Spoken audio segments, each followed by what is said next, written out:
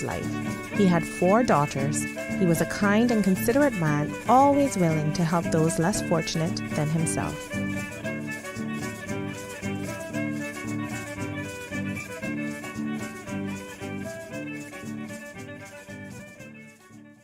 Since 1993, Rotary Central has worked diligently each year to provide quality bus shelters to our community. A traveling convenience to our school children, the elderly, young people going to work, guest workers, and visitors using the public bus. We, Rotary Central, help you, our advertisers, make it happen. Your marketing dollar travels a far way, positioning your message, your product, your services, your presence in over 83 bus shelters. Every dollar you spend, every advert you place helps to build another bus shelter, providing modest comfort for Cayman travelers. Reserve space now on the only billboard medium in the Cayman Islands. Email rotaryshelters@gmail.com. rotaryshelters@gmail.com. The Bus Shelters, a partner in community convenience. Another inspiration program by Rotary Central Cayman Islands. Radio Cayman's Historical Vignettes was brought to you by Rotary Central. For more than 110 years, Rotary members have used their passion, energy, and intelligence to take action on sustainable projects. Talk Today is brought to you by Subway, open 24 hours in Countryside, Anderson Square in Georgetown, and Centennial Towers in West Bay. And by the Ministry of District Administration. Explore your history, explore your land, explore your sister islands. And Cayman Airways. Call them on 949-2311 to book your nonstop flights to Los Angeles and Panama. And Doctors Hospital. Peace of mind is important when life happens. Doctors Hospital, always there for you. Call 949-6066. But I do have some questions. There are more questions than answers. Cayman Islands' foremost listeners' participation program. Talk Today. What's on your mind, Cayman? If you're ready to talk, we are ready to listen. Discussing current events and local news, community spotlights, hot topics, listener stories, cultural and historical discussions, environmental issues, fun and lighthearted topics, guest interviews. Cayman, basically anything you want to talk about, we are ready to listen. Here's your guest host, Orrett Connor. Good afternoon and welcome to Talk Today. I am your guest host, Orrett Connor, and if you're ready to talk, we're ready to listen. If you don't have something to talk about, we will find a subject for you. We'll find a topic, and we will share it with you and then seek your feedback as well. So don't change that dial. Please stay tuned. Talk Today will be back shortly. Talk Today is reminding you to avoid any statements or comments which are abusive, derogatory, malicious, or defamatory. Do not use indecent language or make any statement that is false or misleading. Call 1-800-534-8255, 949-6990, 949-8037, or WhatsApp us on 925-3261. And now, back to Talk Today. Good afternoon and welcome to Talk Today. No guest in the studio, so phone lines are open. Our toll-free number provided courtesy of Flo. That number is 1-800-534-8255. Also 949-8037, 949-6990. WhatsApp number 925-3261. So despite the fact that we don't really have a birthday shout out in the afternoon show and Talk Today, this morning, because of the way our schedule was set out, didn't have time to do the For the Record birthday shout out. So we'll do the Talk Today birthday shout outs in the afternoon as well. So we see where birthday greetings were going out to Javari Dixon, who's now celebrating his 20th birthday. May God continue to bless you abundantly. Greetings coming from your parents, Sharia, Shino, your grandmother, Gwendolee Goff, and Cassie Whitaker. Great grandparents, Dallas and the Lonnie Ebanks sisters and brothers, and a host of family and other friends. They're saying you are loud. So those birthday greetings going out to Mr. Javari Dixon, celebrating his 20th birthday. Let's go to the phone lines. Caller, good afternoon. Welcome to Talk Today. Good afternoon, sir. Good afternoon, ma'am. How are you? Okay, thank you. I'd like to ask one question I wanted to ask the minister this morning. Okay. But I couldn't get in. Why is it when nurses apply to work with government here at the hospitals that their job application go to Jamaica? I would like that answer. If the minister could answer or somebody in the know could answer. So when you say that job applications go to Jamaica, what do you mean? Because if it's advertised on a portal here in Cayman, of course, everyone has the ability to look at that job application. So I'm not sure that I understand why does it go to Jamaica? That's exactly what I'm asking, sir, because I know some people that applied here in Cayman. Uh-huh. She's from the Philippines. Mm-hmm. All her paperwork was in order, and it's been months since she hasn't heard back from Jamaica. And she was told they have to go to Jamaica. The applications have to go to Jamaica. Wow. And this is for working specifically at the hospital, the Health Services Authority? Yes, sir, as a nurse. Okay. And even though she got a job as a nurse to work with Shetty, the application has to go to Jamaica. So I don't know why. Okay, we'll see whether or not we can find out whether or not it has anything to do with vetting or whether they are looking at the qualifications that the person has coming from the Philippines and to see whether they are the equivalent or better or lesser than the standards that we set here in Cayman. But I still don't understand why it would have to go to Jamaica. Let's see what we can find out about that. Hopefully someone from the ministry may be listening, or someone from the Health Services Authority, will be as well. That's why I was hoping to get on to Catherine this morning. And also, I went to the third story of the Smith Road clinic, or it's a specialist place. Yes, yes. And recently, and the nurse there, she came to me and she was chewing gum with a big wide mouth open. And when she did speak to me, she spoke to me in Jamaican patois. And I just wondered that, how can somebody do that on the job, you know? So that's not accepted here. In any case, chewing gum on the job is not allowed. Yeah. Question for you, caller, before you go. Do you know whether or not the lady who applied for the nursing position, did she receive anything in writing that substantiates the fact that she had to wait to hear from Jamaica? Or was it verbal or was it in writing? She received an answer, but I don't know if it was in writing. But she's still working at her old job, although she's a qualified nurse.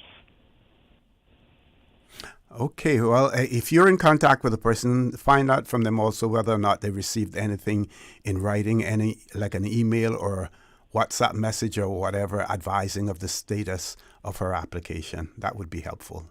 Okay, sir. Thank you. Thank you. Thank you very much. Have a nice weekend. You do the same, and please stay safe as well. We're going to take a commercial break, folks. Please stay tuned. Talk Today. We'll be back shortly. Accidents and illnesses can strike without warning. Ouch! When it comes to urgent care, every second counts. At Doctors Hospital, we have a dedicated team of experienced doctors and nursing staff available to you 24 hours a day, 7 days a week. Don't waste time in an overcrowded emergency room when you need urgent care. Whether it's a broken bone, a severe infection, or a sudden illness, trust in Doctors Hospital's unwavering dedication to providing the best immediate care. For complete urgent care when you need it the most, choose Doctors Hospital, located in Georgetown, 16 Middle Road. Stay cyber secure with Cayman National. Here are a few tips that will benefit you. Ensure to log out completely when you finish any online banking activities. Be aware of phishing attempts and only click links from trusted sources that are sent from your device through emails and messages. Remember, Cayman National will never ask you for your credentials. If you suspect a fraud attempt or that your account has been compromised, please immediately contact our customer support team at 949-8300. Wouldn't it have been grand if you had purchased land 30 years ago? It may not be 2020, but a perfect vision has never been more clear. Cayman Brac and Little Cayman, poised for growth with an eye on the future. Your land, your history, your future. Discover all that our sister islands have to offer.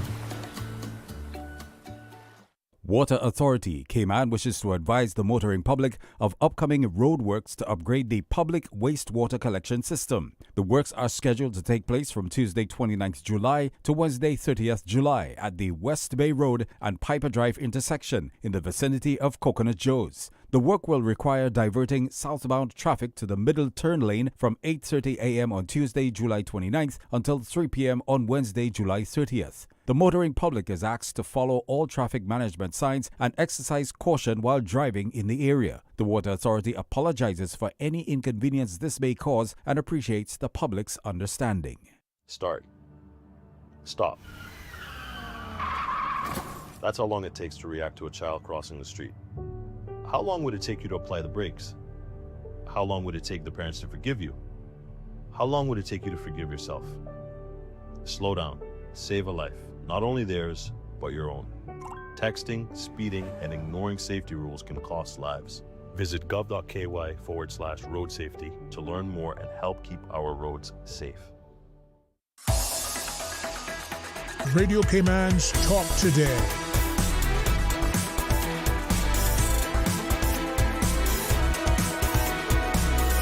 What is on your mind, Cayman? Good afternoon and welcome back to Talk Today. Let's stick with the medical field, and I don't want to alarm anyone, but it is good to know these things in the event that you are traveling. So we see where in the Jamaica Gleaner, today's edition of the Jamaica Gleaner, where it is reported that Barbados reporting an increase in gastroenteritis cases in Barbados. It says that Barbados is reporting an increase in gastroenteritis cases and is urging the public to take extra precautions to prevent the spread of the illness, particularly during the crop over season. You know, Barbados has its crop over. I think crop over is in July, I believe. I'm not sure. Someone can, educate me to that. The article then says that the Ministry of Health and Wellness said that so far this year, 429 cases of gastro have been reported, with the last 3 weeks showing numbers above the intervention threshold. So the numbers have gone beyond the intervention threshold in the last 3 weeks. Additionally, it said that while children under the age of 5 have been affected, the majority of cases have occurred in individuals over 5 years old, and that laboratory testing in the past month has identified salmonella, rotavirus, and norovirus as the most common organisms contributing to cases of gastro. Ministry underscores the need for members of the public, including those preparing and selling food during the crop over festivities, to practice proper hand hygiene. It said this includes washing hands with soap and water for at least 20 seconds, drying hands with disposable tissue using an alcohol-based hand sanitizer. If soap and water are unavailable, and avoiding touching the eyes, nose, and mouth with unwashed hands, as this is a common way that germs can enter the body as well. Then it says that the Ministry of Health said it is also encouraging persons to employ safe food practices by buying food from vendors who follow safe food handling procedures, as well as making sure that hot and cold foods are kept at the correct temperatures. So, gastroenteritis reported in Barbados, increases during the crop over festivities. If you are traveling to Barbados, or if you are there, you want to be extremely cautious, follow all of the protocols, the safety protocols that have been put in place as well. I believe not too long ago, may have been this week or last week, some cruise ship, I think it was on the Pacific side of Mexico, also reported cases as well. So we have to remain extremely cautious in that regard. Folks, don't forget the phone lines are open. Toll-free number 1-800-534-8255. Also 949-8037, 949-6990. WhatsApp 925-3261. And if you don't want to call in and you send me a WhatsApp message, then I can share the contents of that with our listening and viewing audience as well. Meanwhile, we will continue to keep you updated in terms of what is happening in your beautiful Cayman Islands, what some of the decisions that are being made by our cabinet. This morning you heard the Honourable Catherine Ebanks Wilkes, as well as the MP and parliamentary secretaries, Mr. Wayne Panton and Miss Julia Hunter, were in the studio talking about mental health issues and talking about the Ponciana Health Facility. And I will share with you again at some point in time during the show the press release talking about the council that has been appointed as well. We do have a caller. Let's go to the phone lines. Caller, good afternoon. Welcome to Talk Today. Good afternoon, caller. Welcome to Talk Today. Hi, how are you? Hey, I'm fine. How are you? Oh, pretty good. Thankful. Good. It's Friday. How's the traffic out there? Oh, it's crazy. How you know I'm on the road? I'm trying to get home right now. It's building up. It's building up. But when I look at how people come into the parking lot, like in the grocery store yards and stuff, and the haste that they're in, where they're parking and opening the door, and so you're trying to get to your car. You know what I mean? Got courtesy in the parking lot. So I think in the grocery stores or in a business form. I don't know. Everybody sees in a hurry and going nowhere. Honest to my goodness, in a hurry and going nowhere. But Mr. Connor, insurance. You know, they passed some law many years ago that, you know what I mean when I say many years ago, that everybody must have insurance to be able to, you know, sustain themselves with a policy, job-wise, and, you know what I mean, right? Mm-hmm. Yeah, so tell me something now. We got so many different insurance companies here on this island. And I don't know if anybody sit down for a second to realize that some of these policies that is here in this island has no merit to it. And when I say no merit, they're the coverage, it is so small. And you have to make sure you read the fine print too. And you got to make sure you read the fine print. But the fact of the matter is, we, the people of this island here, they got businesses, and whoever is in charge of bringing in these insurance companies into the island, if they'd have to know that the policy doesn't cover so much and no more. And when that one-time use or say two-time use for the year, where does that person go? Mm-hmm. And what type of insurance you talking about? Vehicle insurance, personal insurance, health insurance? Health insurance. Okay, Health insurance. Okay. I don't feel that our health insurance has enough coverage for the people of these islands. And like I say, especially those who on work permit. Some of them just got a minimum. Yep. And it doesn't have much of a coverage. And that is highway robbery. To bring people here, put them, they're on a work permit. The salary is, not the greatest.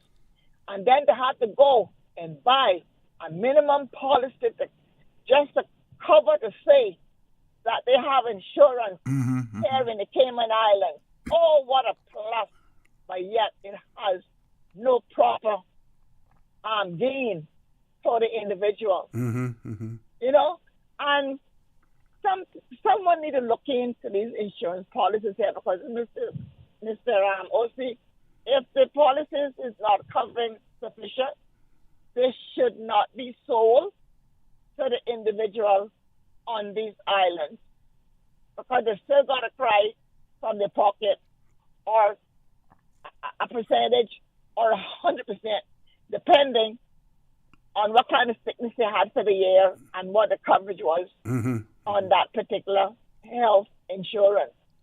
I really truly need to look into it, because in this OC, we bring people here to work amongst us, and they're just as much human as us that live here. We may have a little half-decent policy, but they're human. They need to be covered too in a better form than they are being covered. So whoever's in charge of all these insurance companies on this island, they need to look into them and say, something. If you ain't covering my people, we're going to have to do a better plan for my people, or we're going to have to just close down this insurance company that we got here in the island. It's coming from Trinidad and Jamaica and Barbados and all different places they're probably coming from, and got offices here in the Cayman Islands, I believe. I could be very wrong, but somebody is gaining, and our poor people is not gaining. So caller, if sorry, do you feel that you are likely to end up with situations similar to what we hear now about the fees for work permits that some employers, I shouldn't say many, some employers are requiring their workers to pay for their own work permit? I don't believe in that. So do you believe that that could also happen, as far as health insurance is concerned? I'm not sure how it works now, whether or not the employee pays a portion of it and the employer pays a portion. I'm not sure how it works.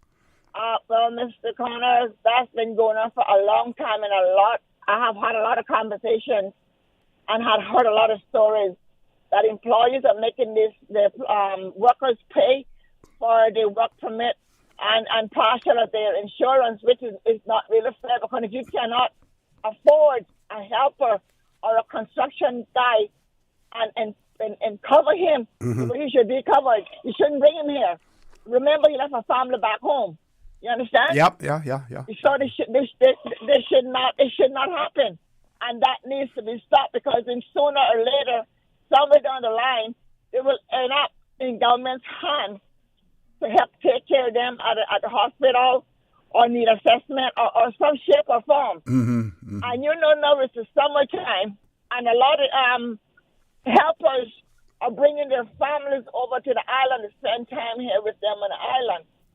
I just want to say this, Mr. Connor. I do not see how a helper can spend time with their children when they are still inside of someone's kitchen, walking 6 o'clock in the morning, going to that kitchen and take care of their children and walking the road to get to the job with their child. I don't call that a vacation for their precious children that wait so long to see their parents. And when they come here, they got to go to the house where their mama working. Mm-hmm. I don't understand why these people can't give their helpers vacation and let them enjoy their vacation with their children.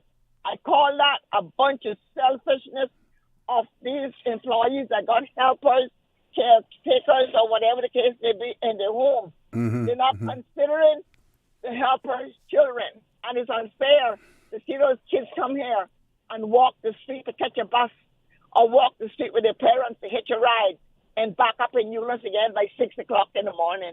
It breaks my heart. And we need to be stop being so selfish and consider those children in Jamaica that come in here to spend time with their families. And they have been doing that for years. For years. And a couple years. But it seems as if at least what it does, and I understand what you're saying, but it does at least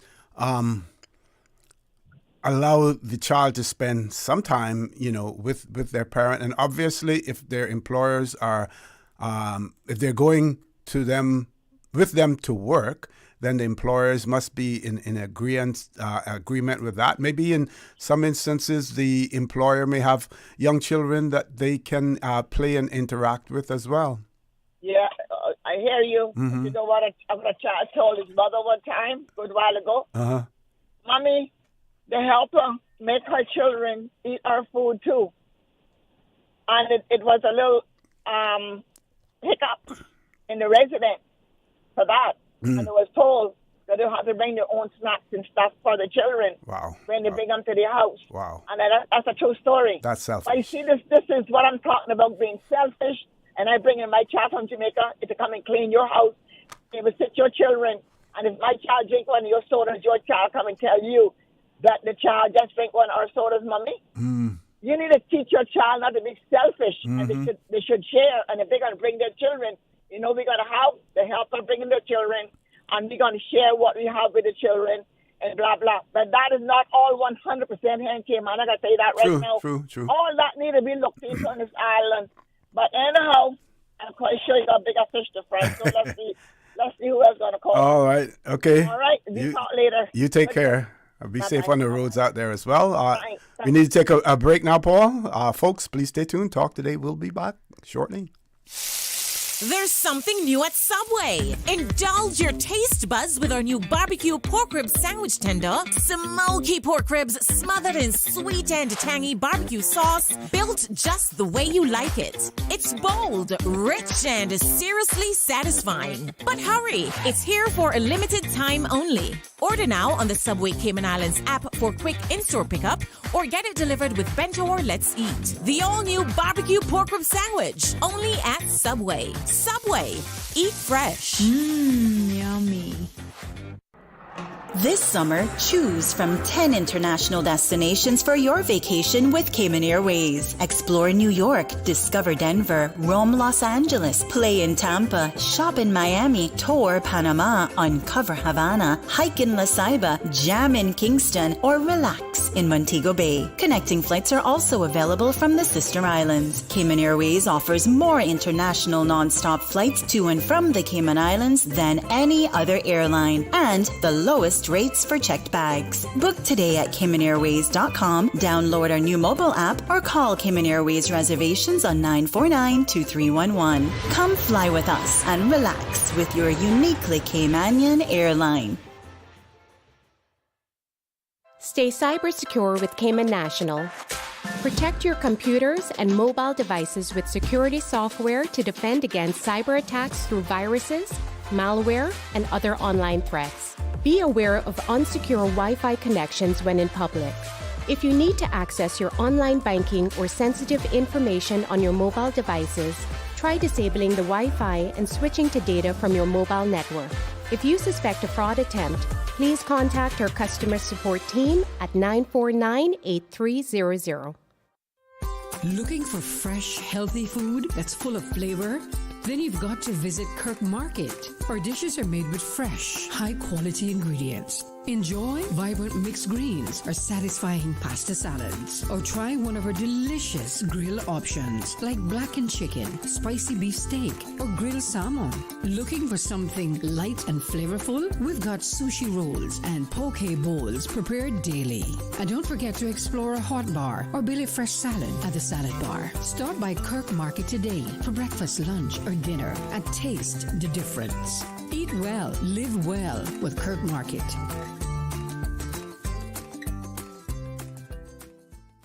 Now, more than ever, supporting your immune system is crucial to helping your body fight off illnesses like the common cold, the flu, and COVID-19. At ValueMed Pharmacy on Walkers Road and in Boddentown, we carry all the essential vitamins and minerals to help support your immune system and improve your overall health. Some of our top immunity support picks are vitamin C, vitamin D, zinc, elderberry, and quercetin, or the popular 7-in-1 immunity support. Our pharmacists are always on hand to help guide you and answer any questions. Visit ValueMed Pharmacy on Walkers Road or Boddentown. Live happy, live healthy with ValueMed Pharmacy. Radio Cayman's Talk Today.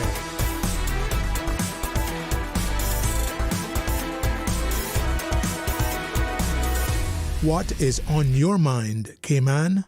Good afternoon and welcome back to Talk Today. Your guest host, I'm your guest host, Orrett Connor, and our phone lines are open.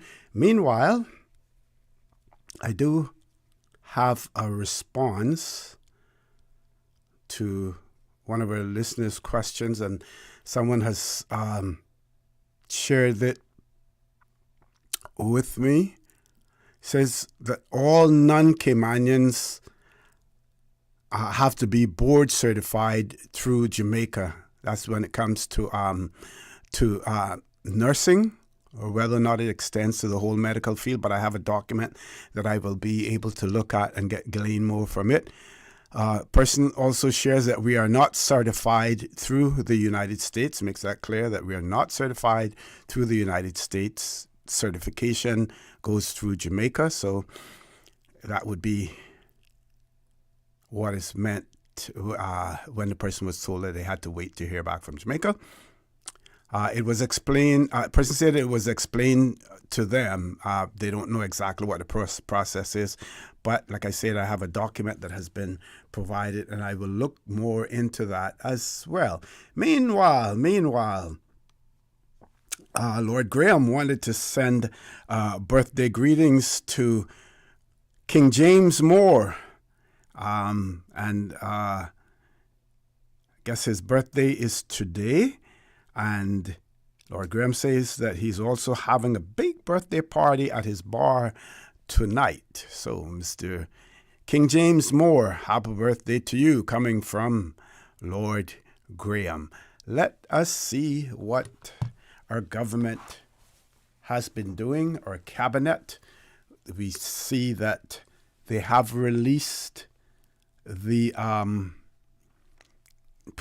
given a post-meeting summary of the cabinet meeting that was held on Wednesday, the 16th of July 2025 in the cabinet conference room at the Government Administration Building.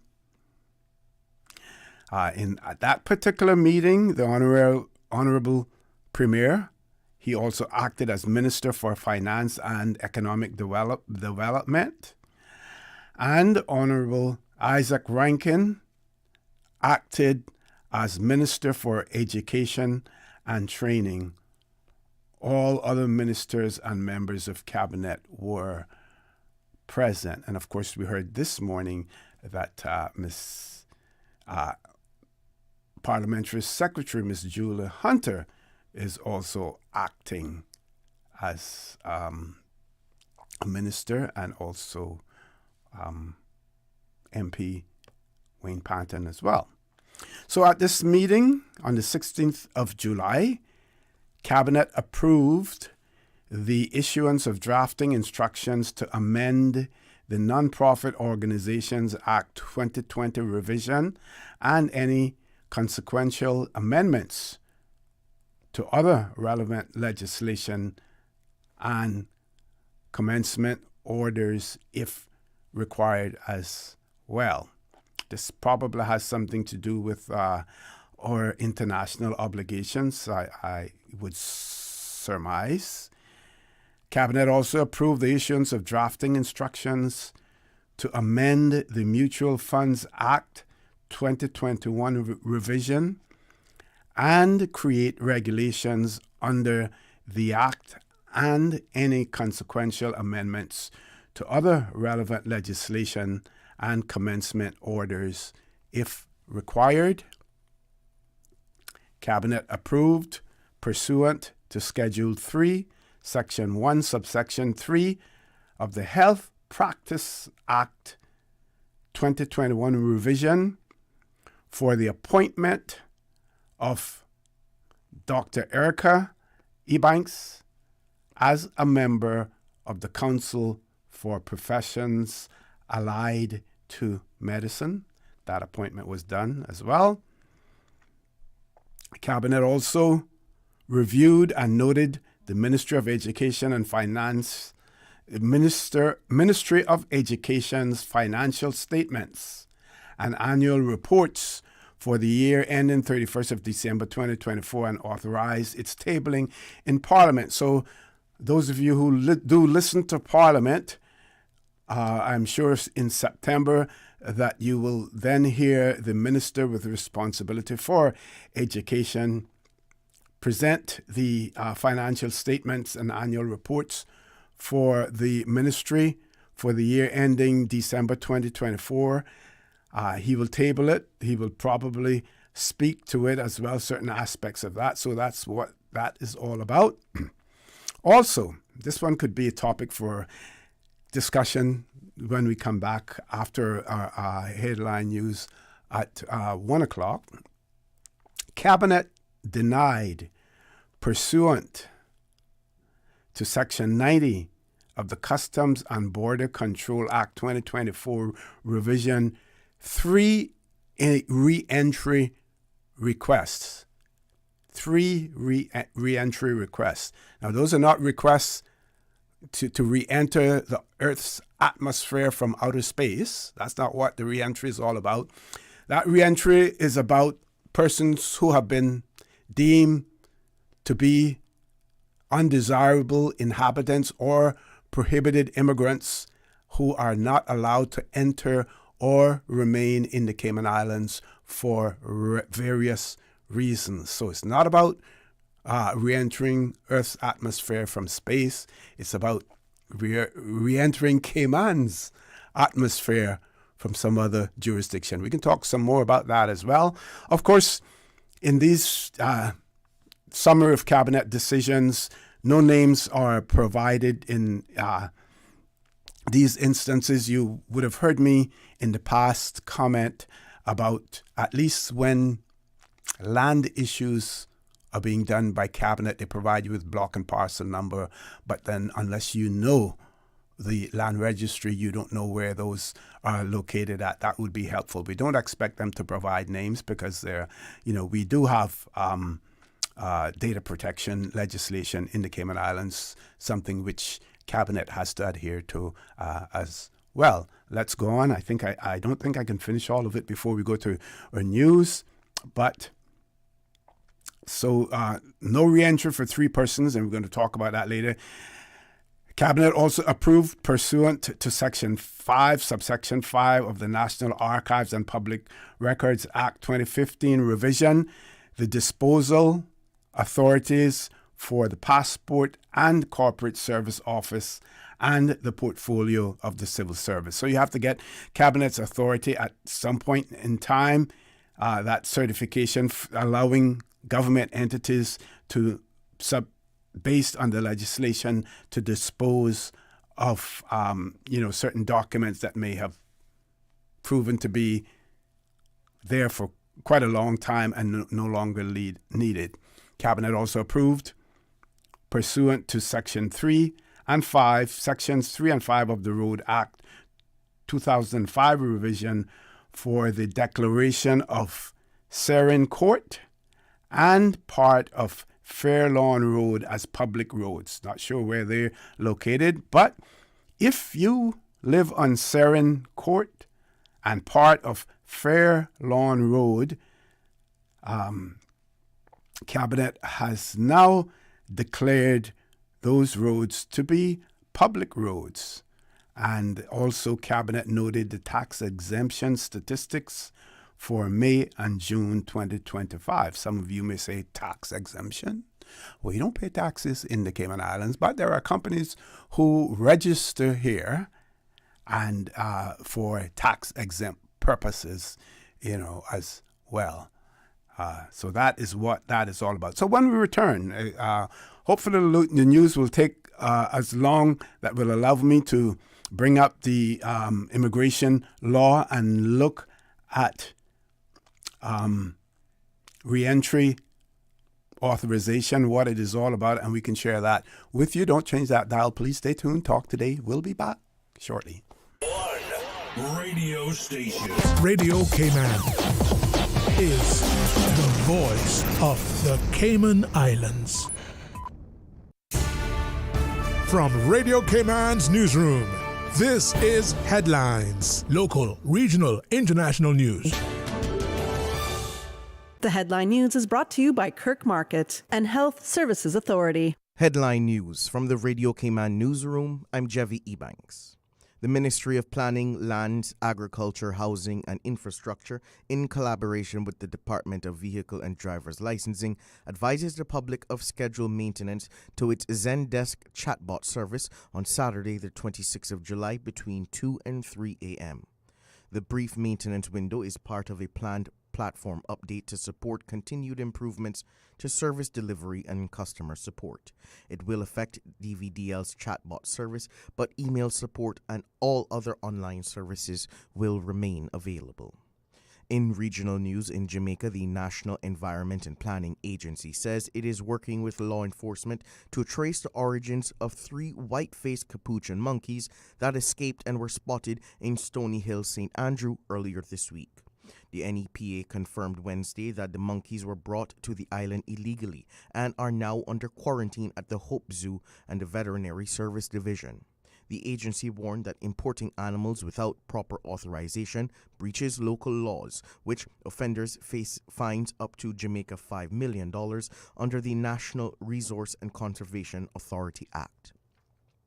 Guyana's health ministry, backed by the Pan American Health Organization, has launched a real-time national suicide surveillance system to better track suicide and self-harm cases.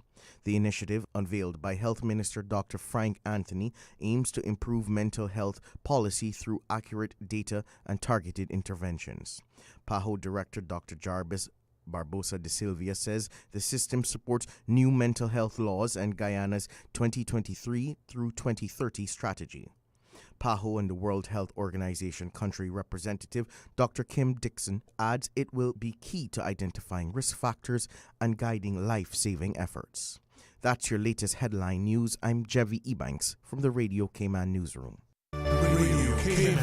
More news available at www.radiocayman.gov.ky. Check out our social media pages: Facebook, YouTube, X, formerly Twitter. Radio Cayman Headline News.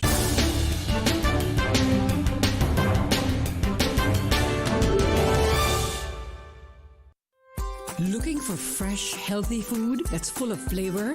Then you've got to visit Kirk Market. Our dishes are made with fresh, high-quality ingredients. Enjoy vibrant mixed greens or satisfying pasta salads. Or try one of our delicious grill options like blackened chicken, spicy beef steak, or grilled salmon.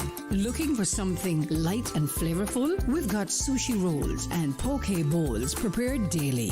And don't forget to explore a hot bar or Billy Fresh salad at the salad bar. Stop by Kirk Market today for breakfast, lunch, or dinner and taste the difference. Eat well, live well with Kirk Market.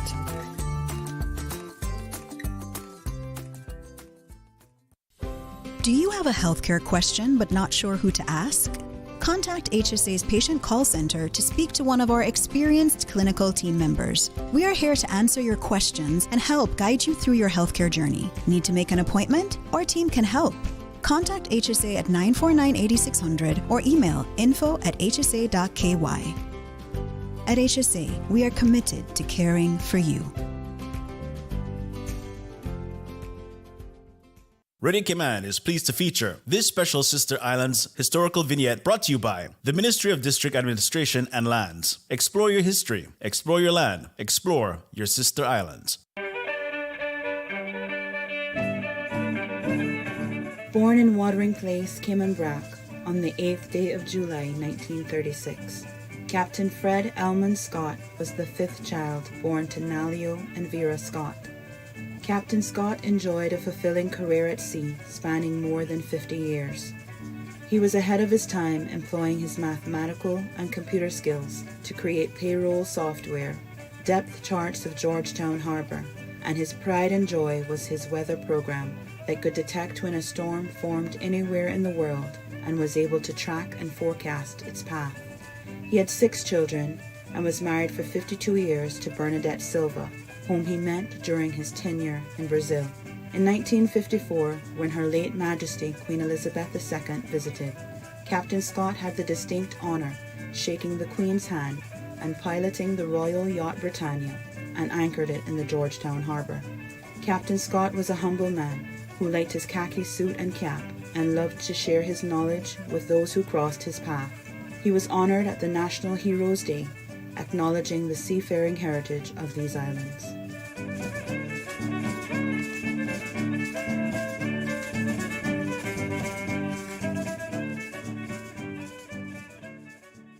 Radio Cayman is pleased to feature this special Sister Islands historical vignette brought to you by the Ministry of District Administration and Lands. Explore your history, explore your land, explore your Sister Islands.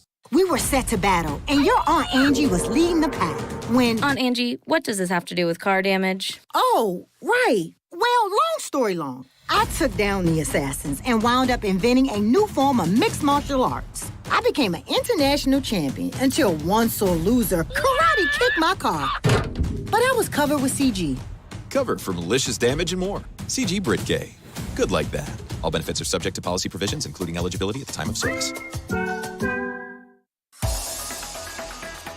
Radio Cayman's Talk Today.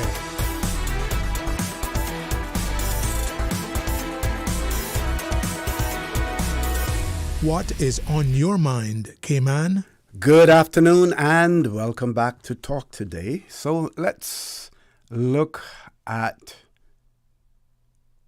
Section 90, but I'm going to go beyond Section 90. And this is in relation to Cabinet decision and on the post-cabinet post-meeting summary of Cabinet held on the 16th of July. So in one of the decisions, Cabinet denied pursuant to Section 90 of the Customs and Border Control Act 2024 revision 3 re-entry requests. So here is what our law says about deportation. If we look at Section 87, first of all, it points out that nothing in this part shall apply or have effect so as to authorize or empower the making of a deportation order in respect of a Caymanian, so you can't deport a Caymanian, or a person who is entitled to remain permanently in the islands. That second proviso there, that one that prohibits persons who reside permanently, I think that one should be reviewed. We know that you can't deport someone if they become stateless. But we also know that persons who acquire Caymanian status or who acquire permanent residence, they are not required to surrender or to renounce their original nationality. They're not required to renounce it. So if you wanted to deport a person who's a permanent resident, they have some place to go. Now, there could be other reasons why you may not want to deport a permanent resident, but I don't see why a permanent resident should be placed in the same class as a Caymanian. I can understand you not being able to deport your own national, but just a permanent residence, just a thought. I believe you do have a caller. Let's go to the phone lines. Caller, good afternoon. Welcome to Talk Today. Good afternoon, caller. Yeah, hey, good afternoon again. How are you? Okay. Well, concerning the Georgetown dump, do you know if they have wells at the bottom of this dump that collect gases through machines that are called vertical blowers that goes through vertical pipes that collect gases from inside the dump that come from methane and hydrogen sulfide, so that these gases do not build up inside of the dump, which can cause pressure and heat that can cause a serious explosion. Not aware, not sure. Don't really have any info on that particular situation. Okay, because if they're covering up the dump the way that they are, which means that there's no way possible of any gases being able to come through as they were able to before having it covered up. But having it covered up now makes it even worse when it comes to the buildup of these gases. And if they don't have these machines in place inside of the dump that removes these gases from within the garbage dump, then it's just a matter of time before these gases from methane and hydrogen sulfide build up. And from the pressure from these gases, this will cause a serious explosion. So I don't know if Mr. Sims knows if there's anything there that they have there that collects these gases to avoid this from happening, or I don't know if... Well, they may have something in place to release it into the atmosphere. I don't know. Say that again. I say it is possible that there may be some ventilation system that allows the gas to escape and then it goes into the atmosphere. Because I don't recall any storage facility there to store any of those gases, so they would have to be released into the atmosphere. No, it's not for, these machines are not for storing the gases. These machines are like pumps that take the gases out of the dump that they don't build up within the dump, which after a matter of time, the pressure from the heat from these gases will cause a serious explosion. Yeah, well, so caller, go ahead. If they're continuing to cover up the dump, which does not allow any gases whatsoever to come out, whether they have a machine or not.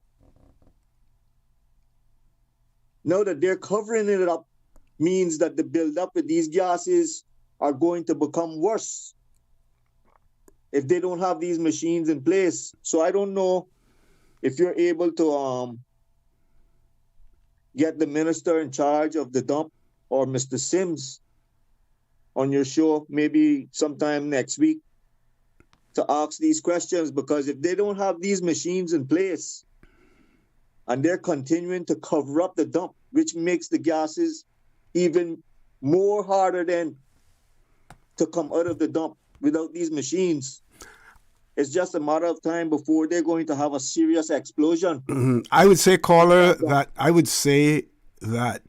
those persons at the dump, Mr. Sims and all of those other persons who are responsible, have been doing this for years.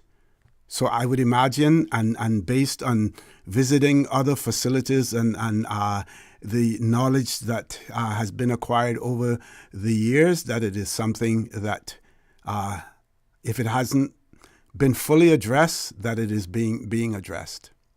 That's all I could say. Okay, thank you. Okay, thank you very much, caller, as well. So, folks, going back to deportation and cabinet refusing 3 individuals to re-enter the Cayman Islands, not re-enter Earth from outer space, but to re-enter the Cayman Islands. So, Section 87 of the law prohibits the deportation of a Caymanian or a person who is entitled to remain permanently in the islands. Also, Section 88 points out that no deportation order is to be made under this law otherwise than in the case of, so you can only deport persons in the case of a convicted and deportable person. So not only do you have to be convicted, but you also have to be deportable.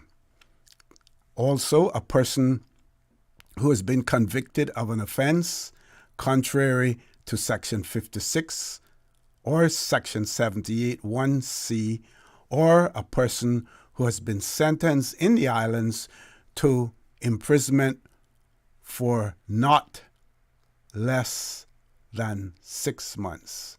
So a person who has been sentenced in the islands to imprisonment for not less than 6 months. It used to be 12 months, so that's interesting. So if 6 months imprisonment, you can go. And then it goes on to say that unless a magistrate shall have reported on the case and the cabinet, having had regard to the findings of fact and conclusions of law, and any recommendation contained in such report is satisfied that such order may properly be made. So when you see those reports come out that the magistrate also recommended deportation, it's not just in words saying, I recommend that you be deported, but there's a formality.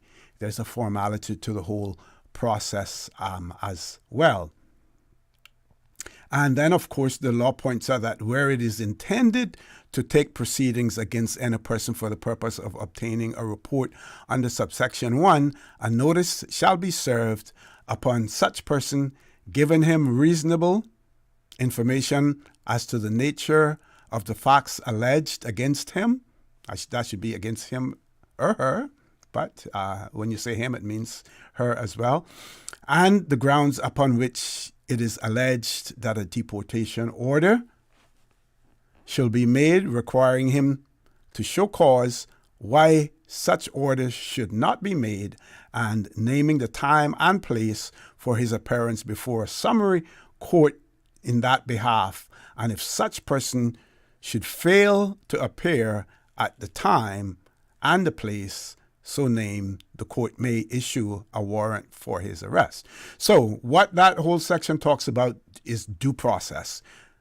You can't just simply pick someone up and deport them. There's a formality, there's a process that has to be undertaken. You let the person know that they're going to be deported. You let them know why they're going to be deported. They get an opportunity then to go before a magistrate to challenge such deportation order. And we have seen that in the past here in Cayman.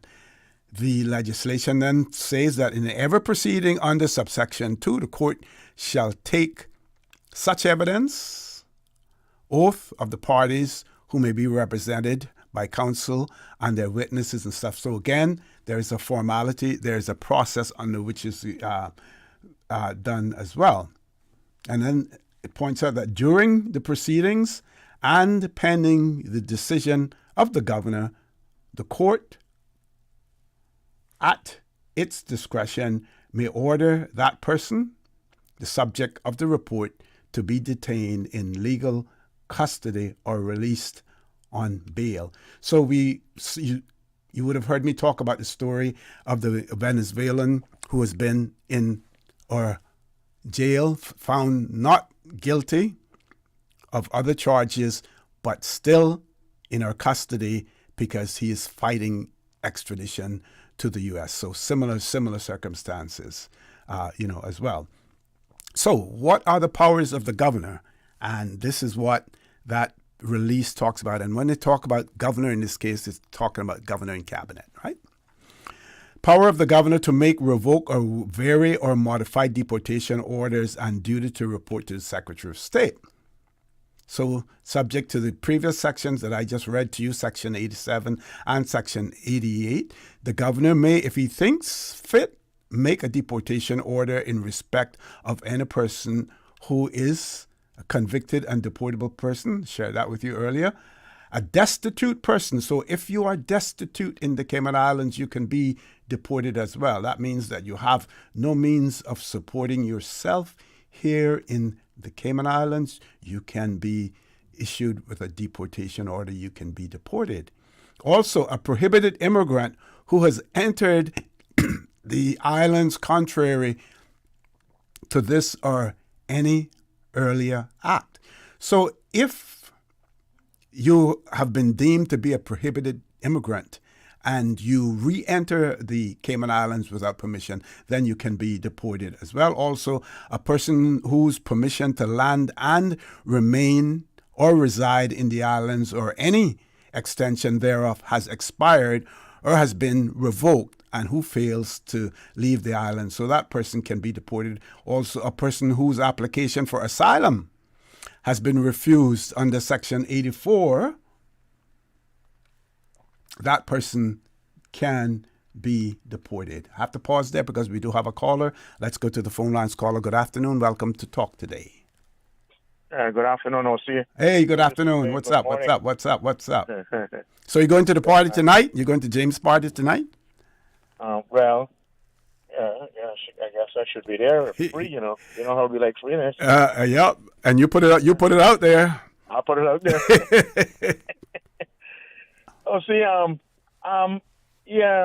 People that are deportable. You see, people that have the rights to be here. Mm-hmm. So that means a person of permanent resident. Yeah. Have the rights to be here. Yeah, permanent resident. Yeah. Mm-hmm. Okay, OC.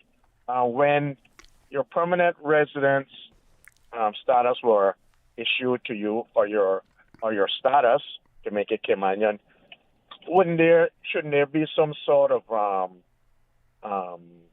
conditions into that, saying you must remain as good behavior, or if you're convicted of a serious crime or something like that, it can be revoked, because that means would be just importing problems. Well, there are provisions for you to lose your permanent residence as well. So the way to get around that would be you would have to strip the person of their permanent residence first, right? And then they become deportable. Then you can deport them because they no longer have permanent residence. Right there. But what I'm asking, is there any conditions in there whenever you're being issued that status conditions? Well, it's in the law. They may not put it on the certificate that you have, but it is in the legislation. I would imagine. I can't remember.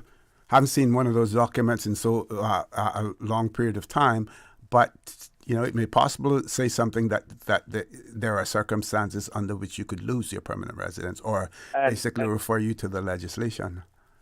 And I don't understand how back then, if you served 12 years, you were eligible for certain things, and all of a sudden it's down to 6.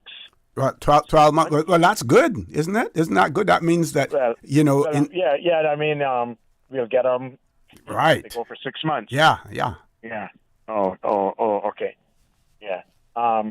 Yeah, because there's a lot of people that come here that have acted up and did quite a few things that are not generational Caymanians, and we still, got to put up with them. Mm-hmm.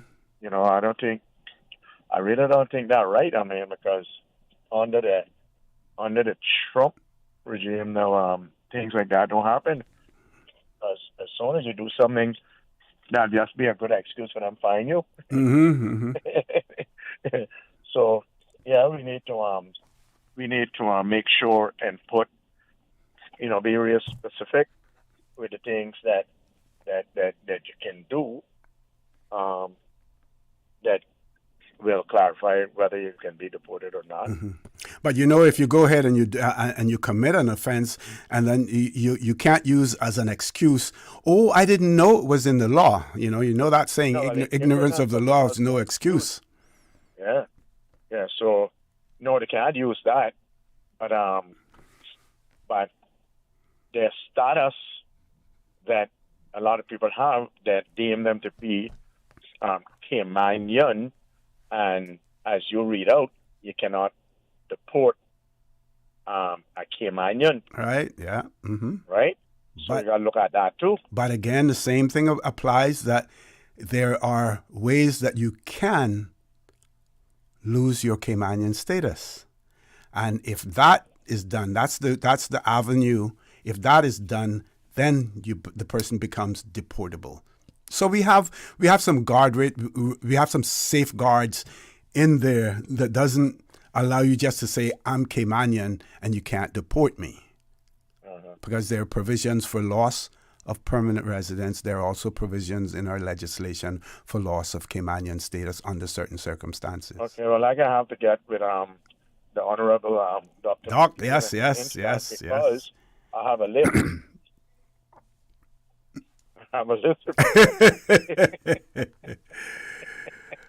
Yeah. All right. Okay. All right. You take care. Okay. So subsection 2 of section 89 says that where the governor considers that a person is an undesirable person, or that his presence in the islands is not conducive to the public good. I always used to love that terminology, that phrase, not conducive to the public good.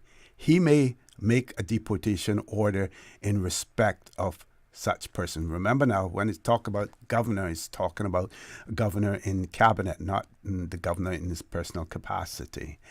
Goes on to say that the governor may at any time revoke a deportation order and may vary or modify its terms so as to permit the person in respect of whom it is made to enter and land in the island for such purpose and subject to such conditions as may be specified. And if that is done, then the governor shall report any deportation order made, varied, or modified by him to the Secretary of State for Foreign and Commonwealth Affairs.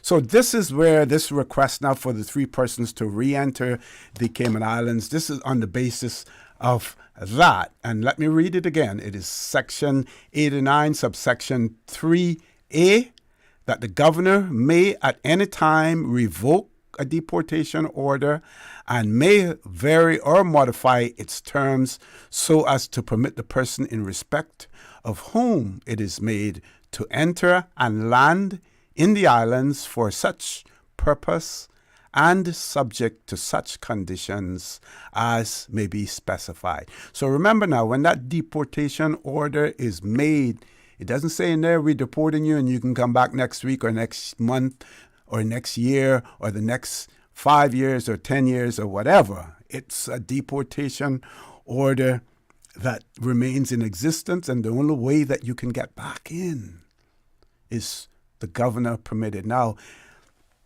in my day, because it's no longer my day, my day is gone, past. just treading water now. In my day, we saw requests coming for various reasons. Some want to attend my child's graduation ceremony. I want to attend a family member's funeral. For various reasons, those requests are made, and I would imagine Cabinet will look at them and then decide, whether or not to do so. We also know that Cabinet doesn't really like to set precedents, so each case is considered on its merits, but I would venture to say that more times than not, those requests have been denied. Because in many instances, these individuals who have been deported have committed heinous crimes, so heinous that we shouldn't allow them to be amongst us.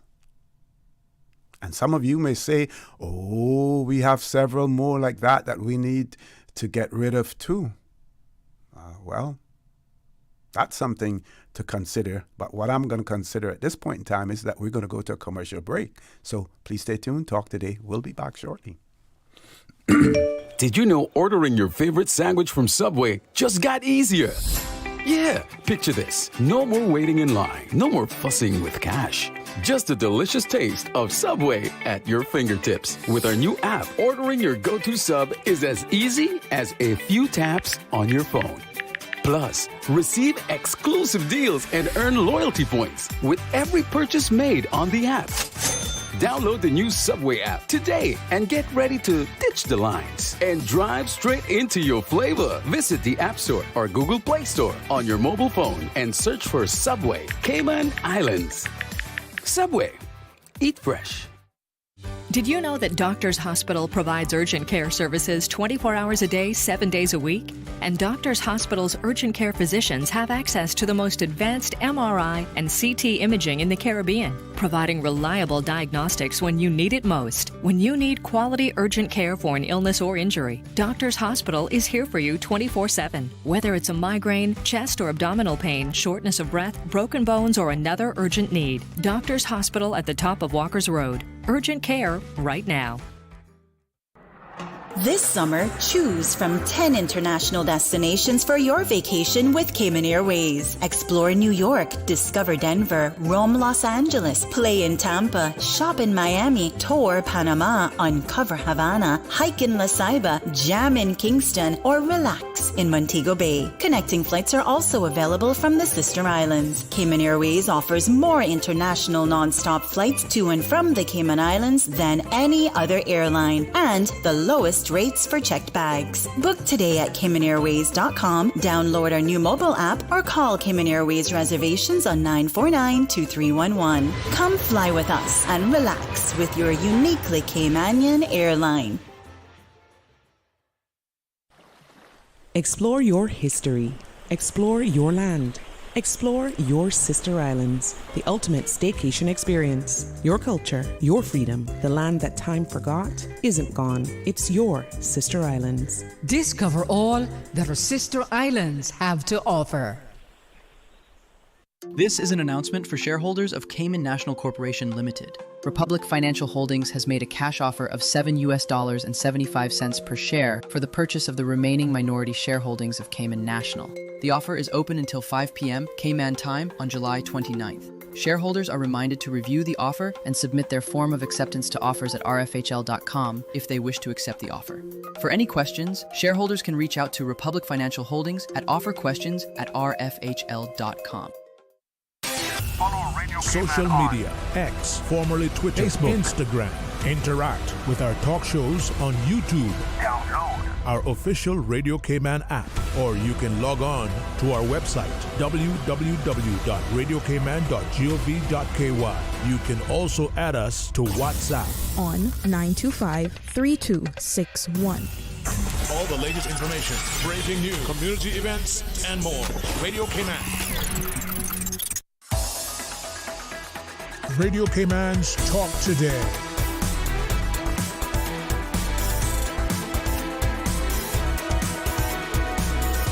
What is on your mind, Cayman? Good afternoon and welcome back to Talk Today. For those of you who are just joining us, I am your guest host, Orrett Connor. The phone lines are open. Meanwhile, I've been sharing with you the post-cabinet decisions from the meeting of the 16th of July, Wednesday, the 16th of July. And in those decisions, it was indicated that Cabinet refused permission for 3 persons who were seeking to enter the Cayman Islands who were prohibited immigrants. So, folks, did you know? You hear talk in the U.S. about self-deportation. Do you know that we have that in our legislation here in the Cayman Islands? Let me share that with you.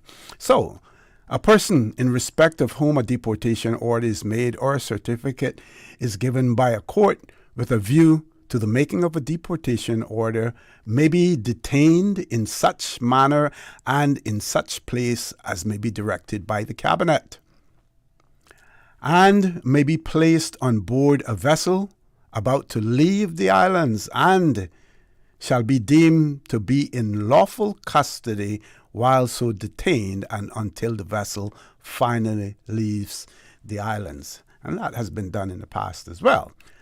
Notwithstanding that section that I just read to you, folks, a person who has been convicted of an offense and against whom a deportation order may be made,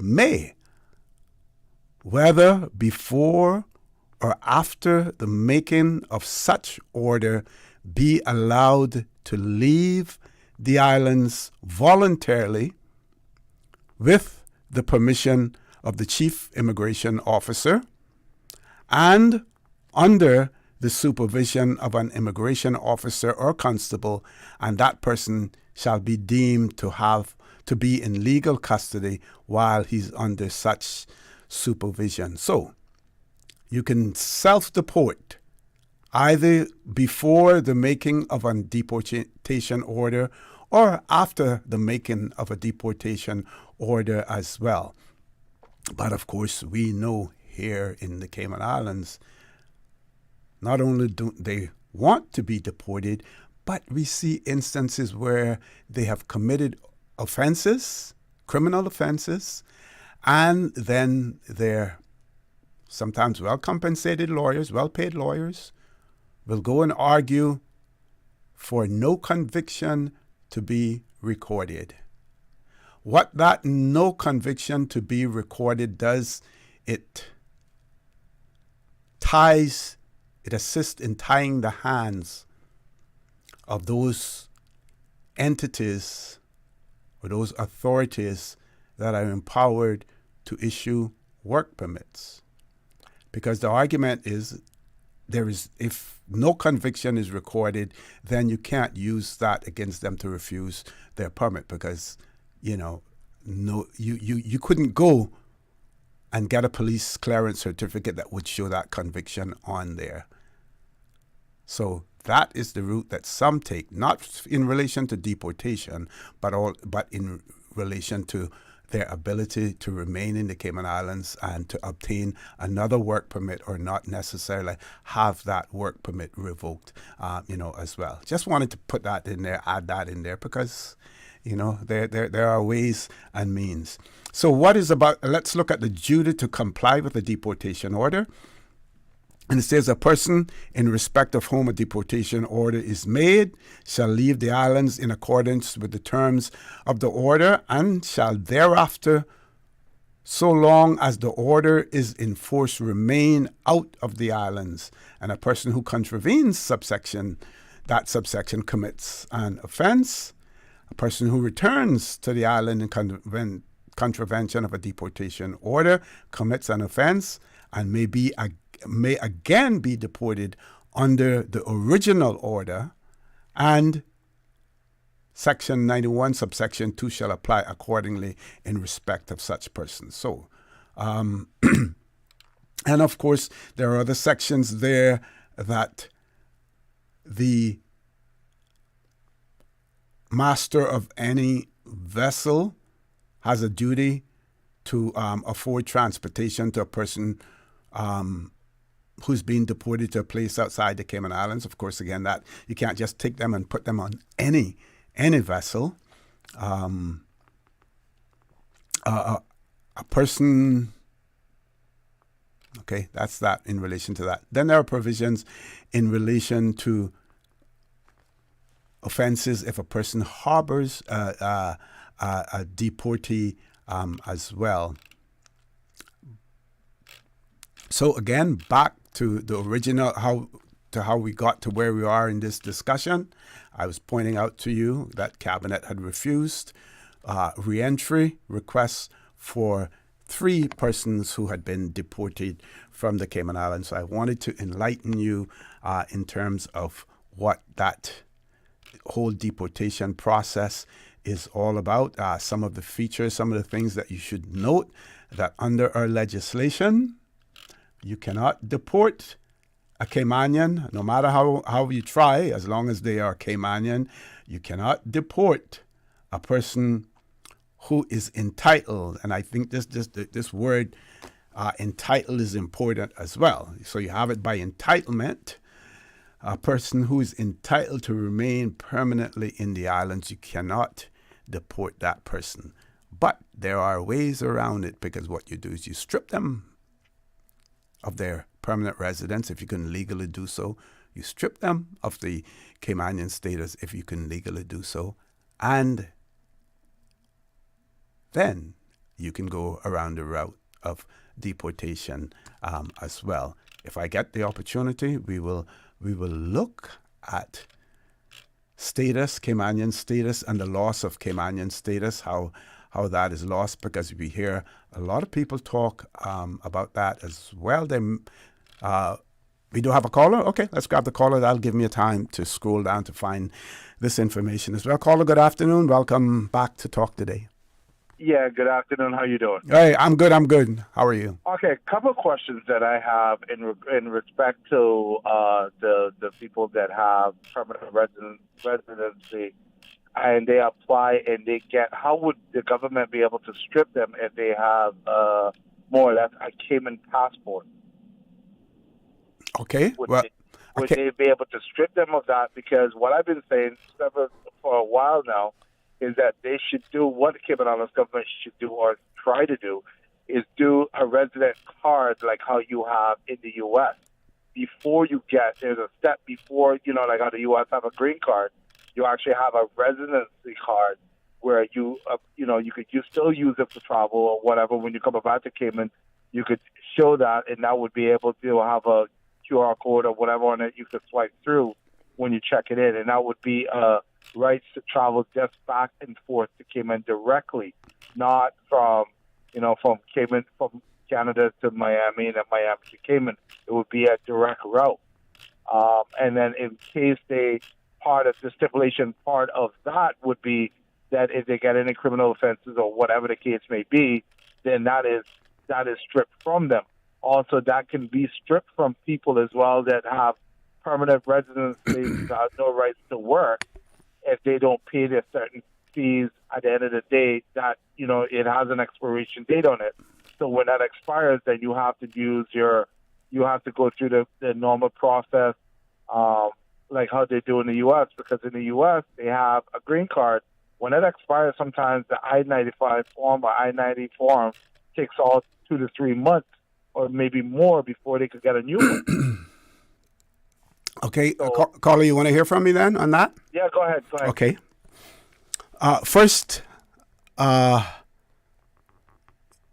if you've listened to me, on this show or on For the Record, I have always pointed out that when it comes to obtaining a British Overseas Territories passport that says Cayman Islands, because we have passports, BOTC passports that say Bermuda, Turks and Caicos, that say Montserrat, that say Anguilla, right? Mm-hmm. We have absolutely no control over who obtains that, as long as they qualify under the British Nationality Act. And one of the ways of qualifying is that once you gain permanent residence, after 12 months, you can apply for the Cayman passport.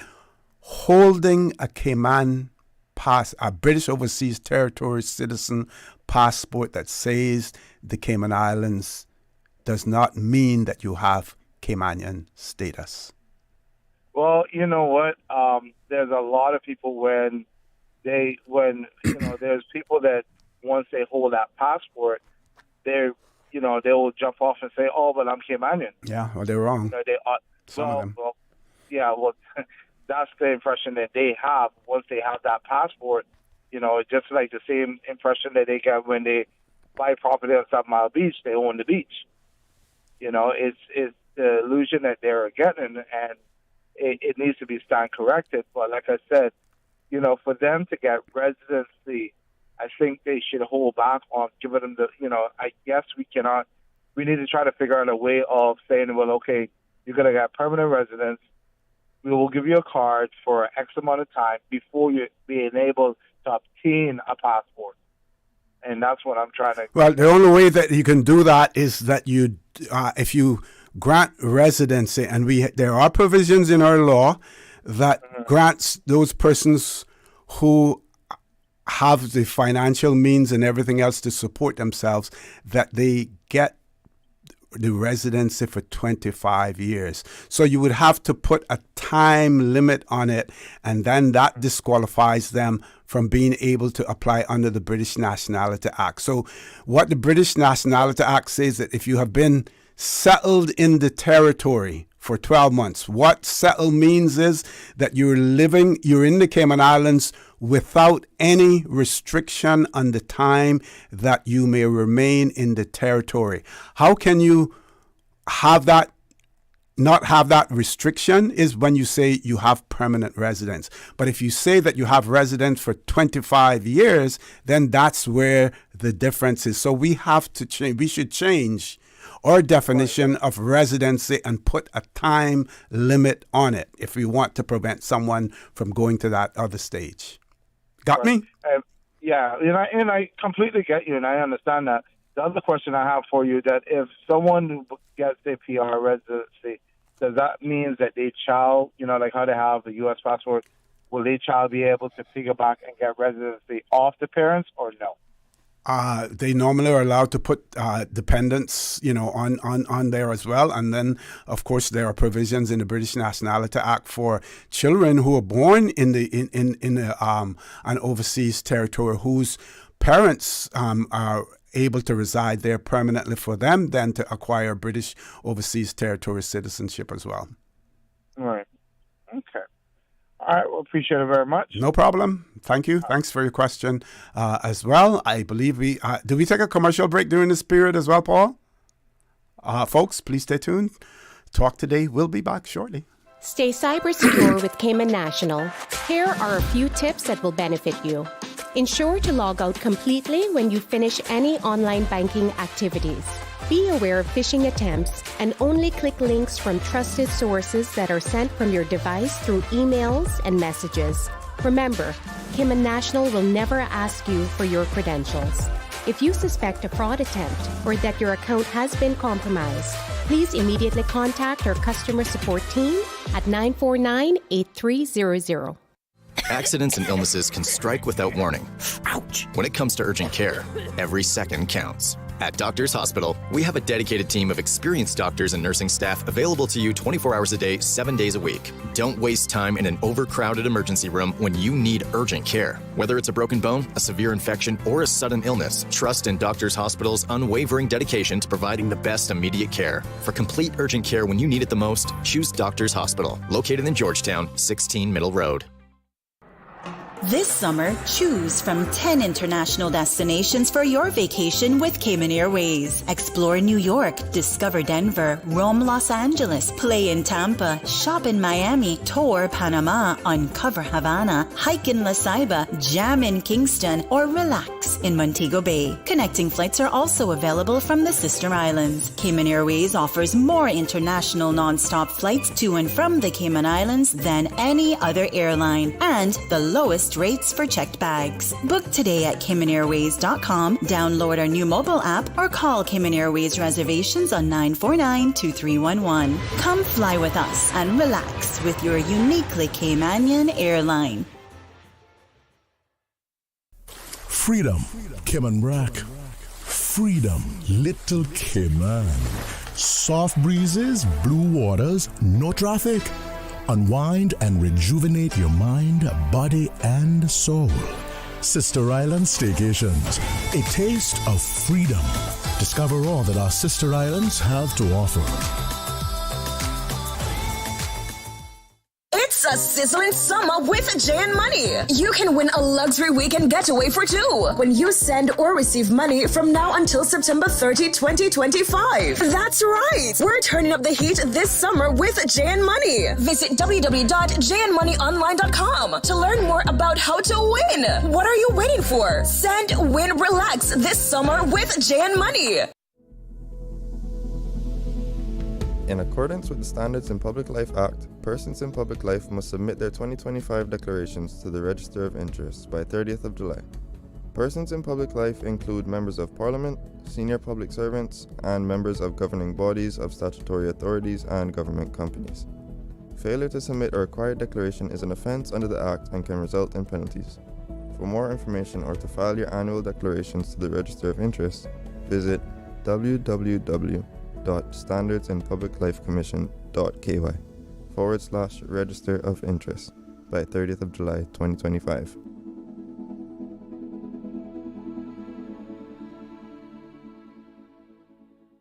This is an announcement for shareholders of Cayman National Corporation Limited. Republic Financial Holdings has made a cash offer of $7.75 per share for the purchase of the remaining minority shareholdings of Cayman National. The offer is open until 5 p.m. Cayman time on July 29th. Shareholders are reminded to review the offer and submit their form of acceptance to offers at rfhl.com if they wish to accept the offer. For any questions, shareholders can reach out to Republic Financial Holdings at offerquestions@rfhl.com. Radio Cayman's Talk Today.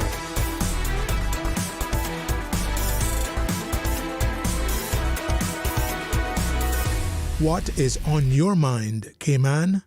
Good afternoon and welcome back to Talk Today.